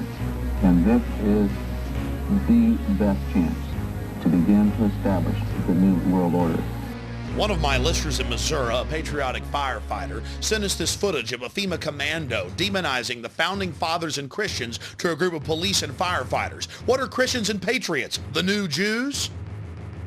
You're damn right, because think about the Christians, okay? Do you accept Jesus Christ as your Lord and Savior? No. What did they do? They took your head off. They beheaded you if you didn't accept Jesus Christ as your Lord and Savior. See, this is reality. Yeah, they're terrorists, but the bottom line is to them, they are not. Now, why is that important to understand? Because they are as committed to their cause and to their way of life as you are yours.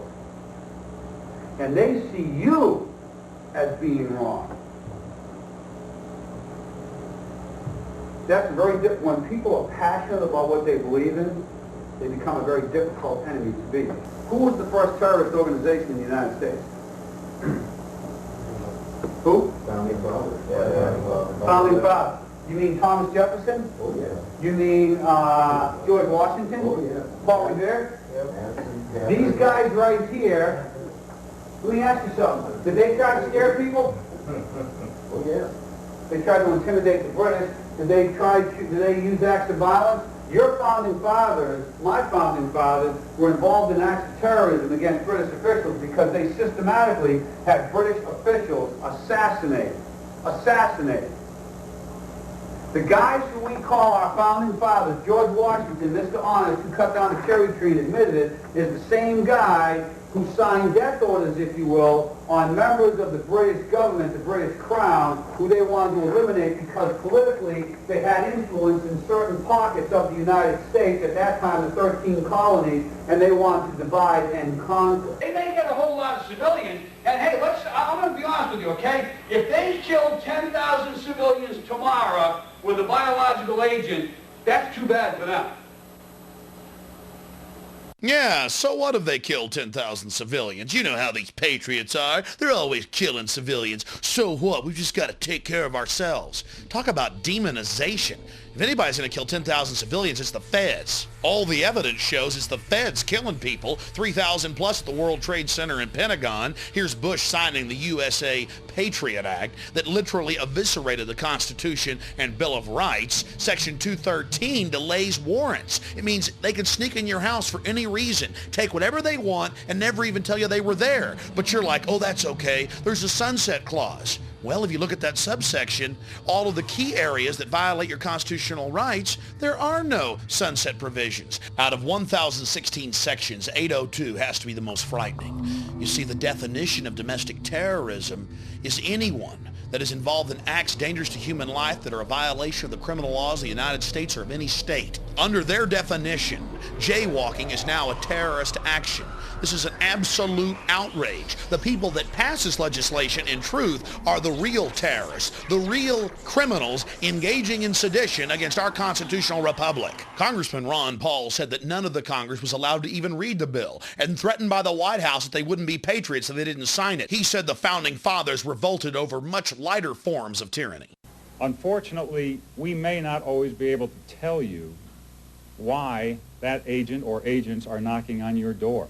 Is there a chance that some of your civil liberties may slip while we guarantee the security of this country? Maybe. Maybe. Slimeball FBI agents like Steven Steinhauser are all over the country in huge meeting halls telling people they've got to give up their liberty for security. Now we're seeing urban warfare teams pop up in major cities and small towns alike. They like you to believe that this is some new phenomenon that they have to do since September 11th.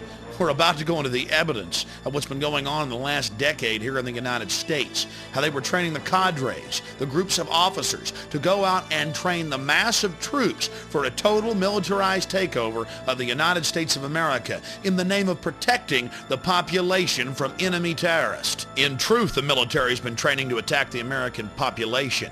Back in 1999, Texas got hit by 6 black helicopter raids, police stations on fire, military checkpoints, mayors throwing them out of their cities, police chiefs going public. We had Czechoslovakian troops running around firing automatic weapons. And this was not a drill. This was to condition the public, to acclimate them to accept the military with foreign troops working with our local police. You're witnessing actual footage of Delta Force troops, U.S. Special Forces with Czechoslovakian troops running around in downtown Kingsville, setting fire to local structures. I thought black helicopters didn't exist. From Fort Bragg? Yeah. Delta Force? Yeah. Looking out your window and seeing unmarked helicopters and troops dressed in ninja black suits with assault rifles, it's kind of spooky. But that's the point of the operation. It's to train the public, the police, and the military that all of this is okay. The military can engage the population. Now here's the mayor of Port Aransas, and he was extremely upset. Then we'll talk to a police chief of San Antonio. Nobody wants to get in their business, but we ought to be able to answer questions, especially when they're, flying at dangerously low levels and alerting the citizenry. The chief of police of San Antonio refused for 2 years to let Delta Force take over the city. When he refused, they just did it anyway. They don't care about local authorities. Approached me and get me to change my mind. Well, then, when we said no, then some elected officials were contacted to bring pressure to bear. And then offers were made to give money, cash money, to elected officials' charities if they could get us to change our minds. I mean, as one of my deputy chiefs said, in some circles that's called bribery in and around the San Antonio area, but we're allowed to do them here. Next day, I'm still getting contacted by various officials. I mean, they never would take no for an answer. So they weren't respecting your jurisdiction? They were not respecting our jurisdiction.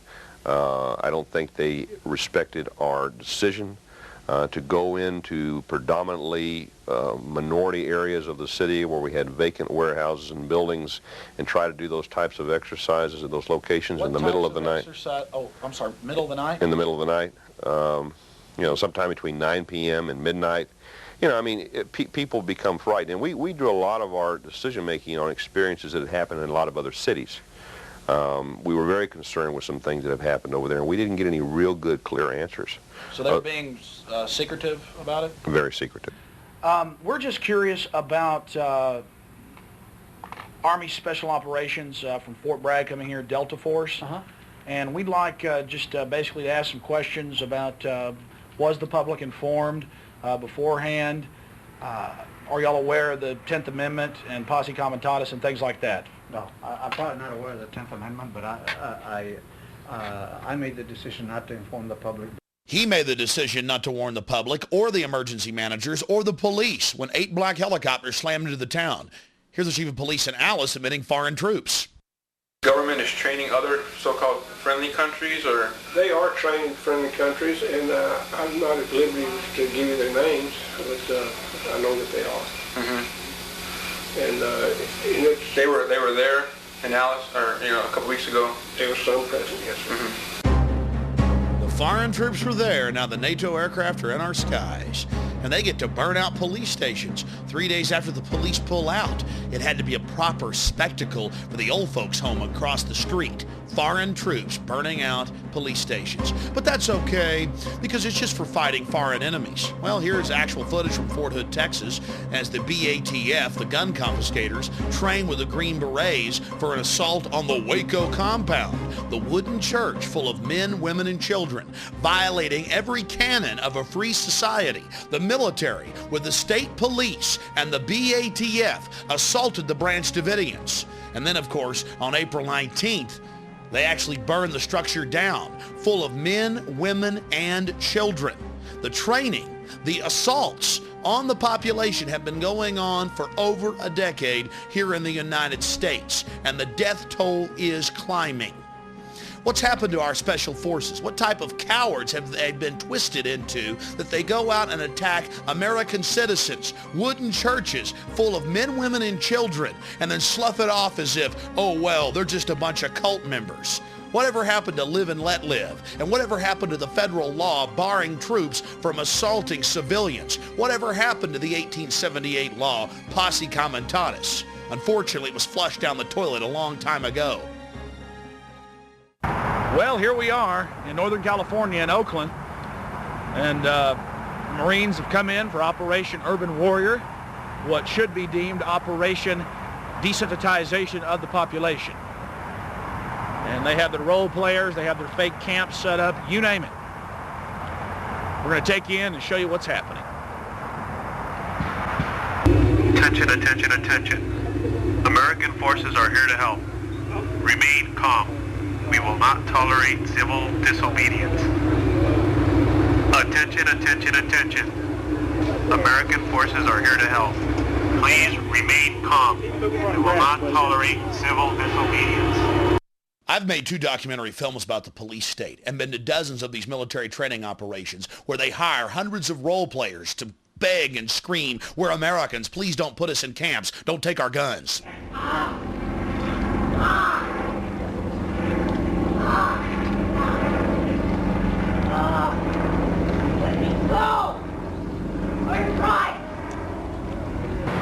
Attention, attention, attention. Due to the large number of people arriving, we'll experience a short delay. Please remain calm and cooperate so that we can process you into the camp faster. Hey, I won't bedankt in de gaten. Wat? Dak!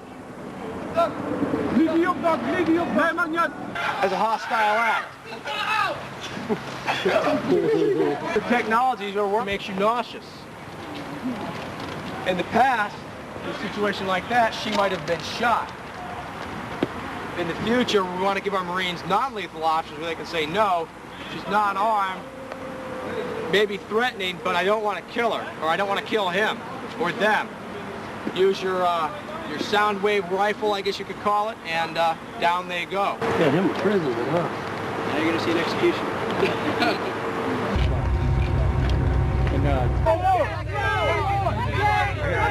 Come on, you got it.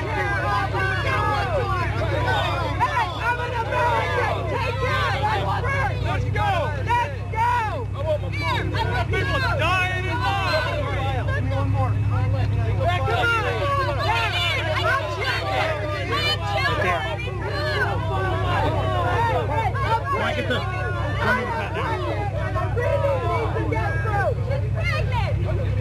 Send your IDs ready up to Just in the army. I got 5 kids. I need pampers and diapers and milk. Okay, these guys have plastic handcuffs available. Well, I think terrorism is being practiced on the residents of the city of Oakland because many of the retired teachers, retired military people have informed me that they understand what's going on, and it's not anything that relates to humanitarian training whatsoever. This is a psychological, as we in the research community say, this is a psyops. They're preparing people for what is coming, not what is being presented today. So you're saying they're preparing people to accept it with incrementalism? That is correct, like the old frog example. You know, you put the frog in the water and you just gradually continue to raise the heat on the water until the frog is cooked. And that's the way it works. Of course, that was California in '99. By 2000, they were actually arresting people in Swansboro, North Carolina. And they called it training. Patrolling, taking over the city council, taking over the public buildings, running checkpoints, searching people's cars, taking them to jail, confiscating firearms, and it was in the newspaper. Oh, wow, the Marines are out on the road just helping us because the government said it wasn't a question of if, but when the next terrorist attack was coming in. We were going to have to give up our liberties for security. Remember what the FBI agent said? Are you going to have to give up your rights? Maybe, maybe. Preparing the cadres, searching people's cars, taking people to jail. Is this Russia? Is this Mexico? No, it's the new America. Searching the vehicle right now. Three of it is in DP. We copy your last. Stop the vehicle. Have 2 males detained. Keep us abreast of what is going on with the situation. Copy. Roger, I copy. Well, I'm glad the Marines are learning how to do their police work, and, well, here's 2 of the troublemakers now that they've apprehended. We showed you California in '99, and of course, what was happening in North Carolina in 2000 in Swansboro. This is Hebron, Maryland, back in 1998, where they had the children running around in these little white T-shirts, and they were publicly training them to go around and find out where the gun owners were. We interviewed the commander of the Marines, and he admitted they were doing house-to-house searches with volunteers for weapons sweeps. When we talked to the Marines on the ground, they admitted that this was for a domestic takeover, to fight domestic insurgents, patrolling America, taking over the city council, taking over the town hall, working with the local police, total acclimation, total integration, total downtown Moscow, USA. And of course, they had an obsession with the youth. Large gangs of young children roving around day and night with the police and the Marines looking for the insurgents. And of course, there were hundreds of them marching around in plain clothes. America needs a secret police, don't we? Understand, this goes against the very grain of what it is to live in the United States. And I'm not against our police or our military. Think tanks, psychological warfare, psyops experts have created a program of incrementalism in the last decade that has brought us to this point in America. And now since September 11th, they have their pretext, their excuse to roll the troops out en masse. They've announced it in the Washington Post. United States Army, 365 plus thousand of them to patrol our highways. Imagine Marines in your backyard, in your front yard, walking down your streets in the middle of the night. Well, you're a patriot, aren't you? Well, I certainly am, but this is a deadly, dangerous precedent that's being set. They're brainwashing our military. Now, if they had nothing to hide, I'm a little confused by their actions. The police began to get more and more aggressive as the night wore on, simply because this average Joe Q citizen was trying to catch some videotape of the bizarre activities. Oh, nothing. I just said I didn't have it on then anyway. I was talking to you. I didn't have it on.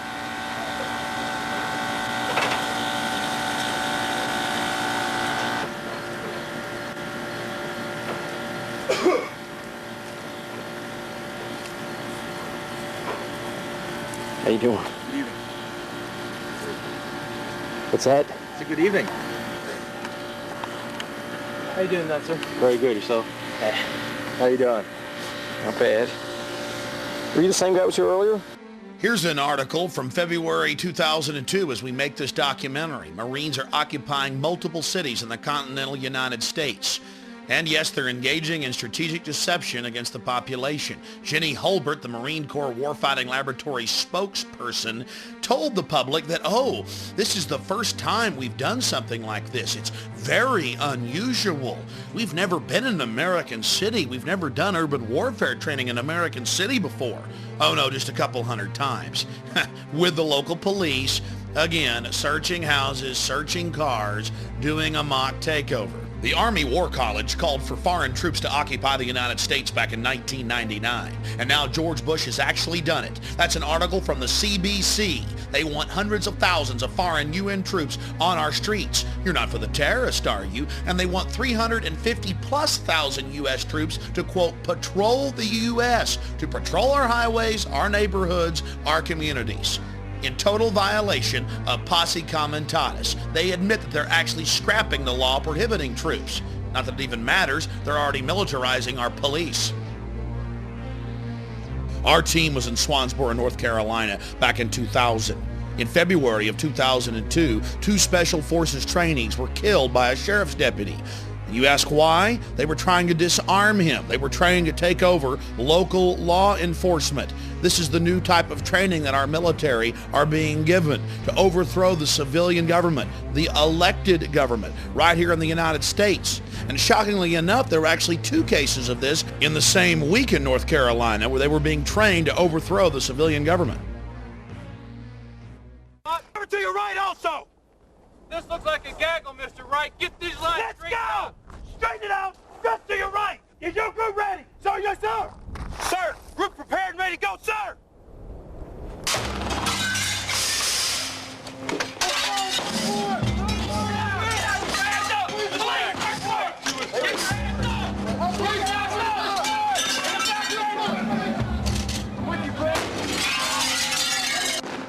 Every day in America, militarized SWAT teams kill innocent people, and they're rarely held accountable. More often, they kill their own officers, and still they're not held accountable. What's happening in America? How did they become so militarized? We interviewed a former Marine Corps officer who in 1989, while he was in the Marine Corps, was serving search warrants on American citizens' homes and businesses. Just start at the beginning for us. A little bit about your past, how you first got involved in the military, and some of the things you did, and then later in life, some of the questions that you started raising to yourself after you'd been a police officer. Okay. I started out, I joined the Marines, tested real high in the ASVAB, which is the Armed Forces Vocational Aptitude Battery. Did real well in that, and was a MP 5800 military police. From that, I was sent over to various duty stations. I still had an interest in civilian law enforcement, so I was able to take part in joint military police and civilian police exercises. We've seen the urban warfare training all across the country, the black helicopters, the special forces in cities, and it seems like it's been ratcheted up in the last 5 years from just basic training to actual live fire in city streets. What type of relationship did you have with law enforcement when you were in the Marine Corps? Very cohesive. A lot of interaction. 1988 and 1989, like I told prior, I helped assist in 3 search warrants. A lot of entry team operations, giving civilian law enforcement advice and critiquing how they're doing that, to raid such as crack houses or supposed terrorist organizations as far as multiple entry points of a home, whether it be through the roof, the windows, and front door, or a combination of all at the same time. So you were actively, as a member of the United States Marine Corps active duty, out with civilian law enforcement serving search warrants to homes? That's correct. All right. They weren't missions, they were called exercises, but it was actual with real, what we call combatants, real live. It was the real deal, helping execute search warrants. Late 80s, I've actually been on point with an MP5, and I was not in a police uniform. I had a police flak vest on and a police jacket and black BDUs. And these were obviously drug dealers? One, maybe. What were the other raids concerning? Pawn shop owners. One of them was a pawn shop owner, and the other was for a joint working with ATF. As a member of the Marine Corps, David, you're telling us you raided a civilian business with the BATF going after guns? It was the business owner's home. Oh, the business owner's home. The homes were civilian homes and some upper middle class to white collar homes. One was a warehouse facility.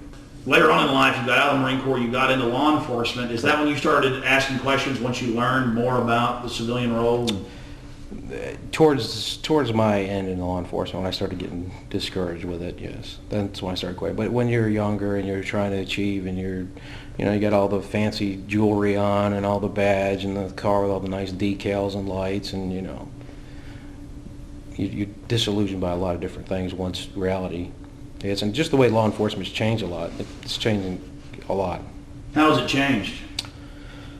How people perceive law enforcement is more of an occupying army than somebody that's there to be part of that community and help that community.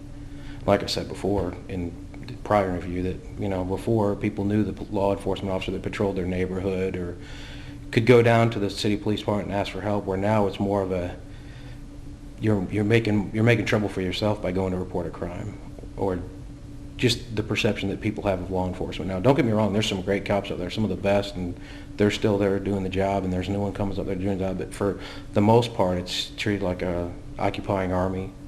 You're seeing a lot more of the training of putting distance between yourself and the people you're trying to protect. The new rules of engagement, an us against them mentality. Peace officers are defenders of the people. You bring them a hot cup of coffee, a slice of pie. They help you get the cat out of the tree. That was the old days, before they became the military and then merged with the military. That's before they started patrolling our streets and running our country. That's before the Second Amendment was under attack and, frankly, almost gone. That was before the government started shipping in the heroin and the cocaine to create the societal crises. That was before black helicopter raids in late 2001 on St. Louis. Don't believe us? Call somebody who lives in St. Louis. Of course, then there's the Department of the Army document they gave us back in '99 on the side of the highway at a military checkpoint, where they say, give us a call, local police departments. We'll serve search warrants on your citizens' homes. We'll shoot them. Our response area is in 77 counties.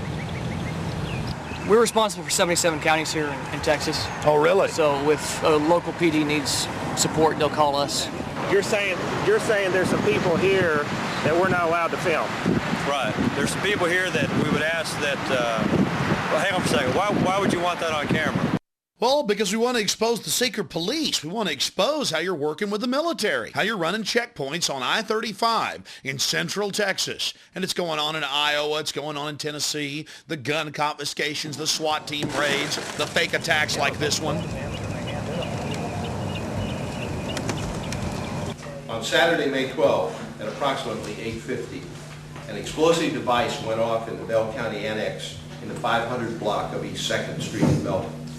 The Belton Police Department responded to that, as well as the Belton Fire Department and the Belton EMS. The Belton Police Department is currently investigating the cause of the explosion. The explosion took place on the east end of the building, causing several casualties and injuries. The police department has secured the scene and requested assistance from the Fort Hood Delta team in a psychological warfare program against the people of Central Texas. The whole attack was fake, but they told the public it was real. Again, all part of merging the military and the police. That's my truck right there. That's good. Go back over there, get clearance to go back through. Were you at this scene in Temple? No, Mike was. I was. Mike was. Yeah. So he put me on the internet. No, I didn't. Who put me on the internet? Well, we put it Do on. you have a problem with that? Yes, I do. Well, it's not me because I don't do anything. We put it on TV, and then yeah, it's been on TV. Okay, because there were pictures on the internet, and somebody put them on there without my permission. Well, you got to contact whoever did it. Okay. Yeah, but that's news. But you're public. You're public. Yeah, it's news gathering. Yeah, once you're in public. Once you're in public, I could turn the camera on right now and say, hey, I'm gonna put you on TV. The scary part was, just for asking questions, the police and military were angry at us. We were bad. We weren't going along with creating hysteria. 20 EMS workers have been, or rather DPS workers have gone on ambulances to area hospitals. Some of them have been treated and released now. The rest are in stable condition. EMS tells us another 5 drove themselves to area hospitals, and then they checked out. About 161 people here on the scene. In 2000 alone in Austin, Texas, there were 8 separate fake bio attacks. They even had a fake nuclear spill and shut down I-35 and called out the National Guard. A couple weeks later, they quietly announced, oh, it was just a drill. But you should have seen the psychosomatic response of the people. Suddenly, hospitals would be jam-packed. The population was buying it. Stage management bid, it's absolutely fake! Stage management bid, it's absolutely fake! Stage management bid, it's absolutely fake! This is completely fake, ladies and gentlemen. It's absolutely fake, and you know it! This is a fake psychological warfare program against you! Psychological warfare! Right. Thanks. Awesome. We're going to fight the New World Order.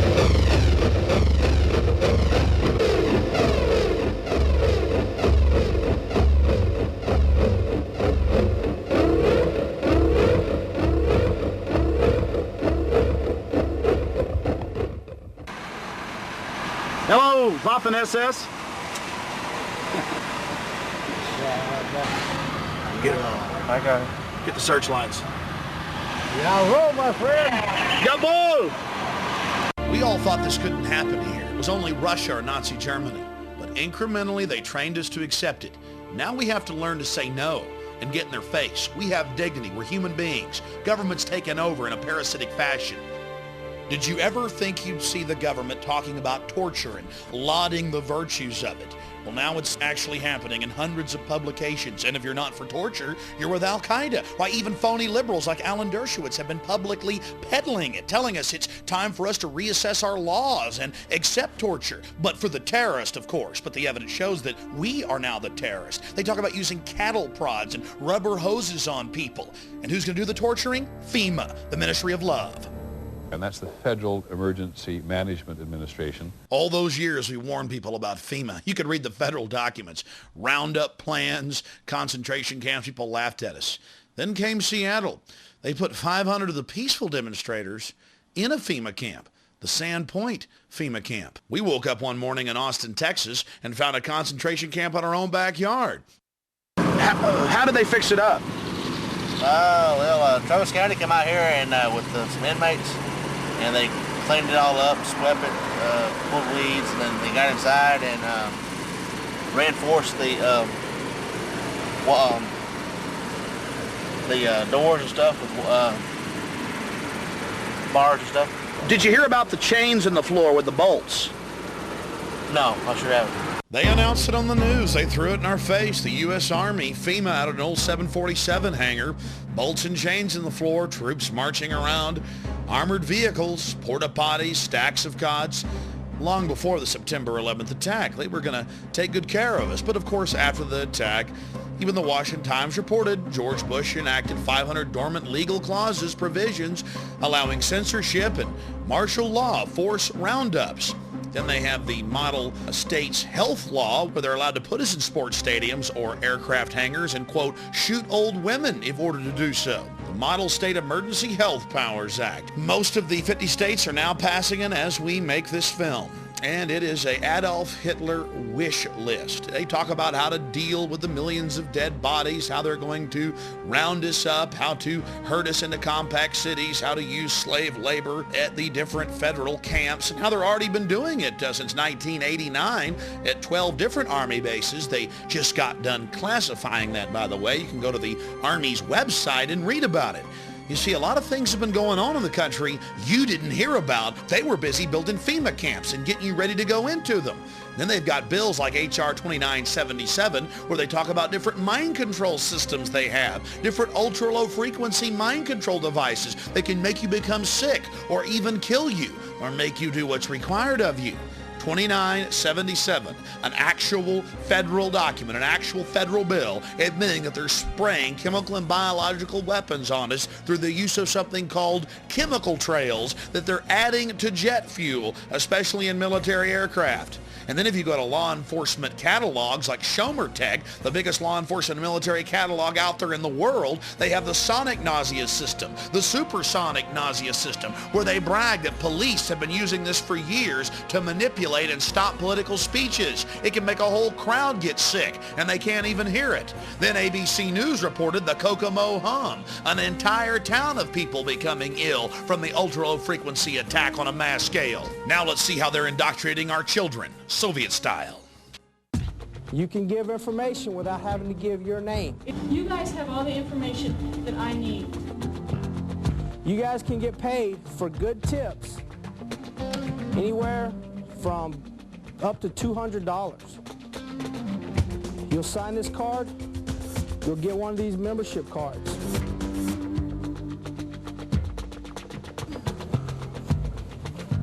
Now I have the responsibility of taking care of my school and making sure no kind of crimes are going on during it, or drug dealers are selling drugs, or nobody gets hurt. By giving them this program, you get millions of children into the police state system.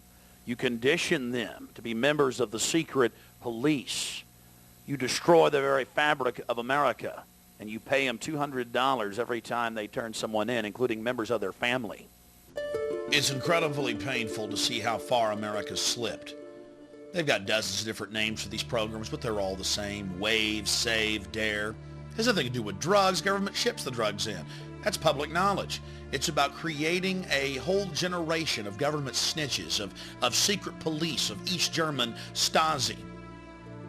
They give the children discount credit cards, toys, CD players, sometimes thousands of dollars to turn their parents in for, quote, owning firearms. I've seen the handbooks when firearms aren't even illegal. On third row, stand up, face me, walk to the doors backwards real slow. More importantly, it's about training your children to be prisoners. They have ID cards to buy their lunches, thumb scan in many cases to get their lunches. We'll cover that later. Men in black uniform point MP5 submachine guns, many times loaded, at their heads and load themselves in a drill onto a bus. But I know what you're thinking. Hey, we all saw what happened at Columbine. We've got to protect our children. We've got to put fences up. We've got to turn them into a prison. We've got to have them searched without warrants. Ladies and gentlemen, it's now come out in court documents, and SWAT team members were caught on tape admitting that they actually shot the children at Columbine. It's been confirmed that at least 6 of the 13 were killed by the SWAT teams. Drop the weapon! Drop the gun! Weapon! Sadistic predators across the nation get to enjoy abusing, traumatizing children as young as 6 years of age. Men in black uniforms yell and scream and cuss profanities at them that we've had to edit out here as they beg and cry and plead. They're then loaded on the buses and, yes, taken to a local jail. Drug around like filth, like garbage, like criminals. A whole generation learning how to be slaves, learning how to bow down and beg and put their hands behind their head when the ring race, the Dark Lords appear. 54 children died in the year 2000 in high school football accidents. 52 died in school shootings, and many of them died at the hands of SWAT teams. Take Fort Worth, Texas, where Cop of the Year in a SWAT team drill at a school was shot in the head by one of his comrades. Again, these people are shooting their own officers in the head. Again, don't forget in Fort Worth, they shot their own officer in the head at a school. Just a few weeks ago in Detroit, they shot a kid in the face in one of these so-called drills. Situated on over 16,000 acres of farmland, Heartland encompasses Heartland Community Church, a non-denominational organization founded on the model given in Scripture of a New Testament church. Heartland is home to one of the finest Christian academies in the country. Covering grades K through 12, Heartland Christian Academy provides top-quality instruction facilitated by the latest in educational technology. The Heartland Recovery Centers serve both women and girls, and in separate facilities, men and boys. Heartland Christian School has an incredible track record for reforming troubled youth. That's why Child Protective Services swooped in and kidnapped 165 of them without a warrant and never even charged anybody, and were later forced to release all the children. There's hours of horrible video as you see the children just filled with terror. You got to be my man! You got to put me doing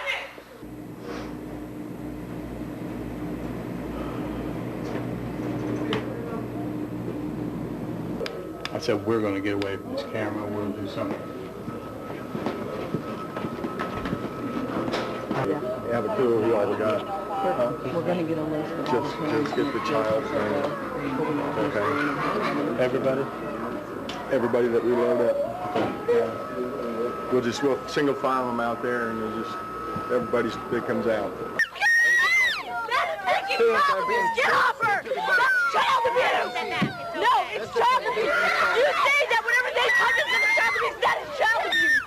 Get him off of her now! That's child abuse! Hey, Mr. Lightyear. Never made a delivery to your home before. I'm taking some personal days off, Ed. Usually I gotta track you down in some toxic vortex, a cosmic battlefield. Retinal scan okay? Ouch! What's that for? DNA sample. New policy. A lot of evil hologramic activity going on lately. If we were to show you all the evidence in children's cartoons and media of face scanning, thumb scanning, national ID cards, and overall police state, this film would be 10 hours long. Let's just look at the facts. DC has already now implemented a card that is held with the CIA and the National Security Agency for all children. Face scans, thumbprints, you name it. And if they want their school lunches, they have to thumb scan to get it. No thumb scan, no food. Training them for the cashless society and getting them into the database. Think about it. Thumb scanning in government schools to get food. But it's not just children that are being conditioned. Adults all across the land are thumb scanning to bank. Not just bank, to New York. And now the feds have passed a law that all new cell phones starting in October 1st, 2001 have to have a satellite tracking grid so they know exactly where you're at for your safety, whatever happened to the Fourth Amendment. Then there's OnStar.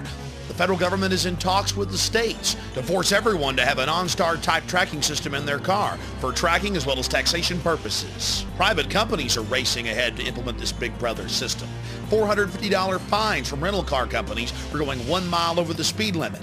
And that's if you pass the thumb scan to get your rental car. We saw all this coming back in '97 and I got arrested protesting it. The media is talking about thumb scanning to travel. You're working with the foreign banks and the military-industrial complex. This is all their idea. Read the Military War College from 1968. They planned this. And just because you lay around doesn't mean it's not true. Look at all this. Alex Jones is now in an Austin jail, and he'll face a disorderly conduct charge, which mysteriously disappeared off the books. They didn't want to create a court case where I could challenge them for violating my God-given rights. Now here's Dan Rather talking about what they have planned for you and your family in the new police state America. Non-violent offenders who don't even have to be behind bars. They could be closely tracked by a global positioning satellite that can spot them down to a few feet. Electronic boundaries like those we impose on pets could be set up for these inmates, and surgically implanted electrodes could even shock them until they return to where they're supposed to be. One thing we could implant would be a subliminal implant. In other words, basically messages being typed into the subconscious constantly. Do the right thing, do what's required of you, be a good citizen, don't disobey the law. Well, this slug would love to make you do what's required of you and cram you in a supermax prison. Our prison population's jumped to 6.5 million in the last 2 years. Now they're talking about robots controlling us and implanting the entire population with microchips, or you're for Al-Qaeda. Oh, we're crazy. We're making it up. They'd never peddle microchips, would they?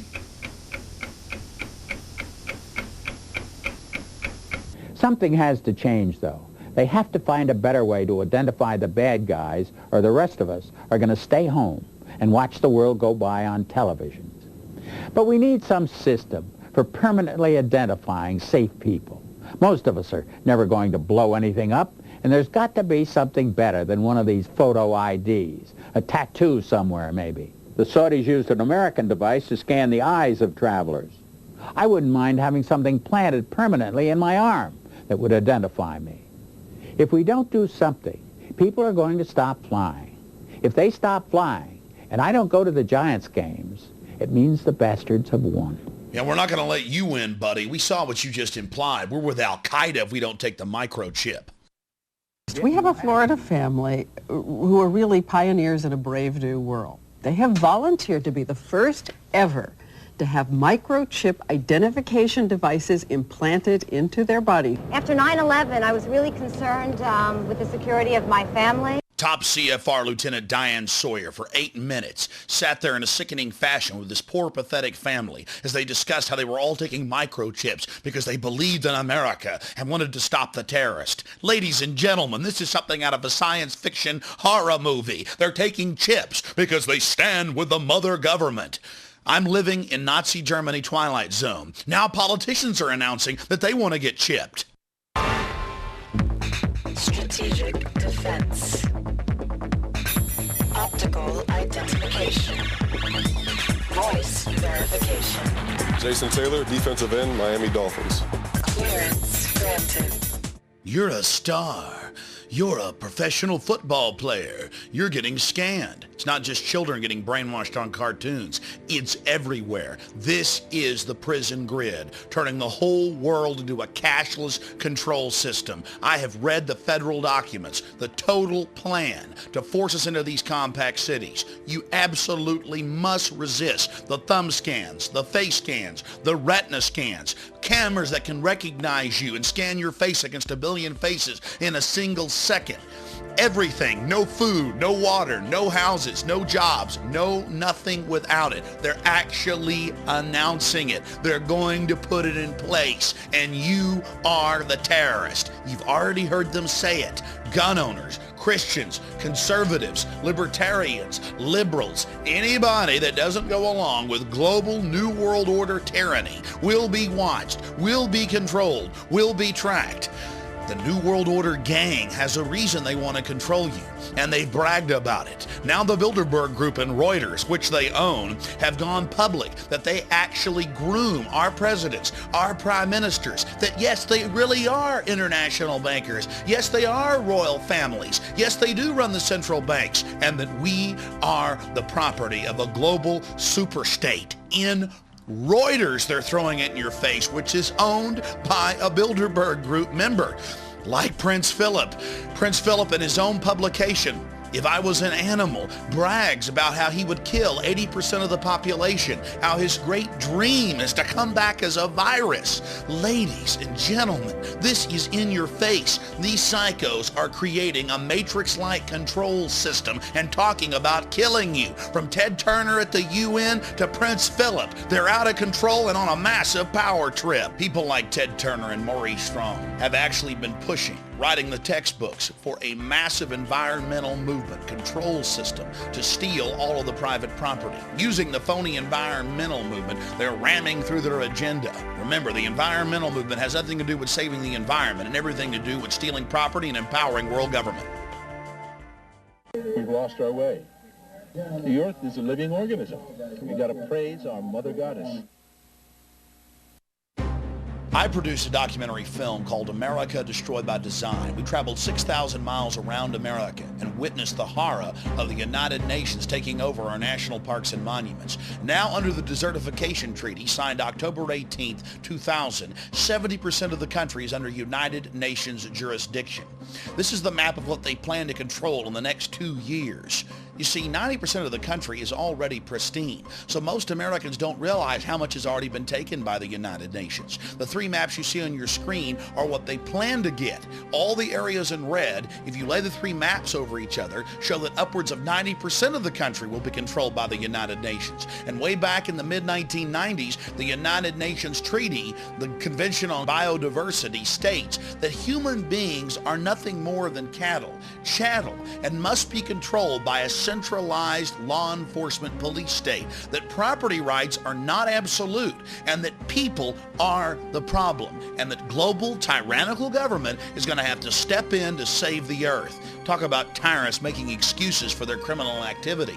It then goes on to talk about chicken little debates about how there's going to be global warming and the sky is falling, and if they don't get rid of 80+% of us, we're talking about 5+ billion people, that the earth is going to die. Then the UN talks about how we must all be reduced to the level of peasants or there won't be enough resources to go around. Talk about a rationale for slavery. Then they brag about ancient societies using infanticide, human sacrifice, homicide, and feuding, and other horrible practices as a way to control population and how it's good. The Burmese army killed 2,000 people and drove 30,000 from their homes to make way for a United Nations environmental sanctuary.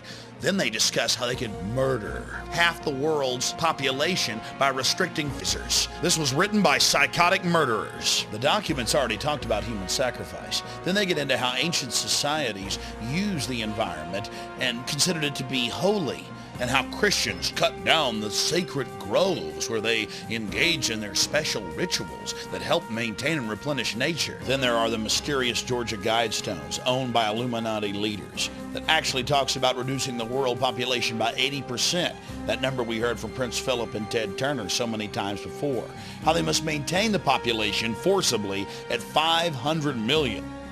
And now in recently declassified government documents in Australia, we learned that world-famous microbiologists, Nobel Prize winners, were actually planning to release biological weapons to reduce an overpopulated world. The revelation is contained in top-secret files declassified by the National Archives of Australia. I challenge everyone to read the Nightmare Kyoto Treaty, a total United Nations takeover of the world's energy supply, a huge taxing mechanism to control the populations of the planet Earth. And the science behind it? There is no global warming. We have a regular 12,000-year cycle with 100-year subcycles. Then they have their chicken little scenario of ozone thickness, using fear to get control of the resources. Then they have their human waste reclamation centers, their centralized, federalized, socialized healthcare systems, so they can cover up the mass poisoning of the entire population. Fluoride, a known deadly toxin that causes cancer, severe bone fractures, you name it, retardation of children. Talk to the Nobel laureates that have exposed it. It's being crammed into the water worldwide. The amount of solid scientific evidence that fluoride kills is now overwhelming. Those that oppose it are flat earthers, denying the facts of what's happening in our society. Aspartame, the taste that kills. To call aspartame a poison is doing it a favor. According to the scientists and brain surgeons I've interviewed, this is one of the biggest killers in the United States today. It's in over 9,000 foods. Everything from cancer viruses to squalene and mercury has been found in vaccines. The entire vaccine supply is contaminated. And what is the government doing? Mandating more and more injections of our children. Truth is stranger than fiction. Elites throughout history have always sought to control their peasants, control their serfs. And now the elite has almost unlimited technology.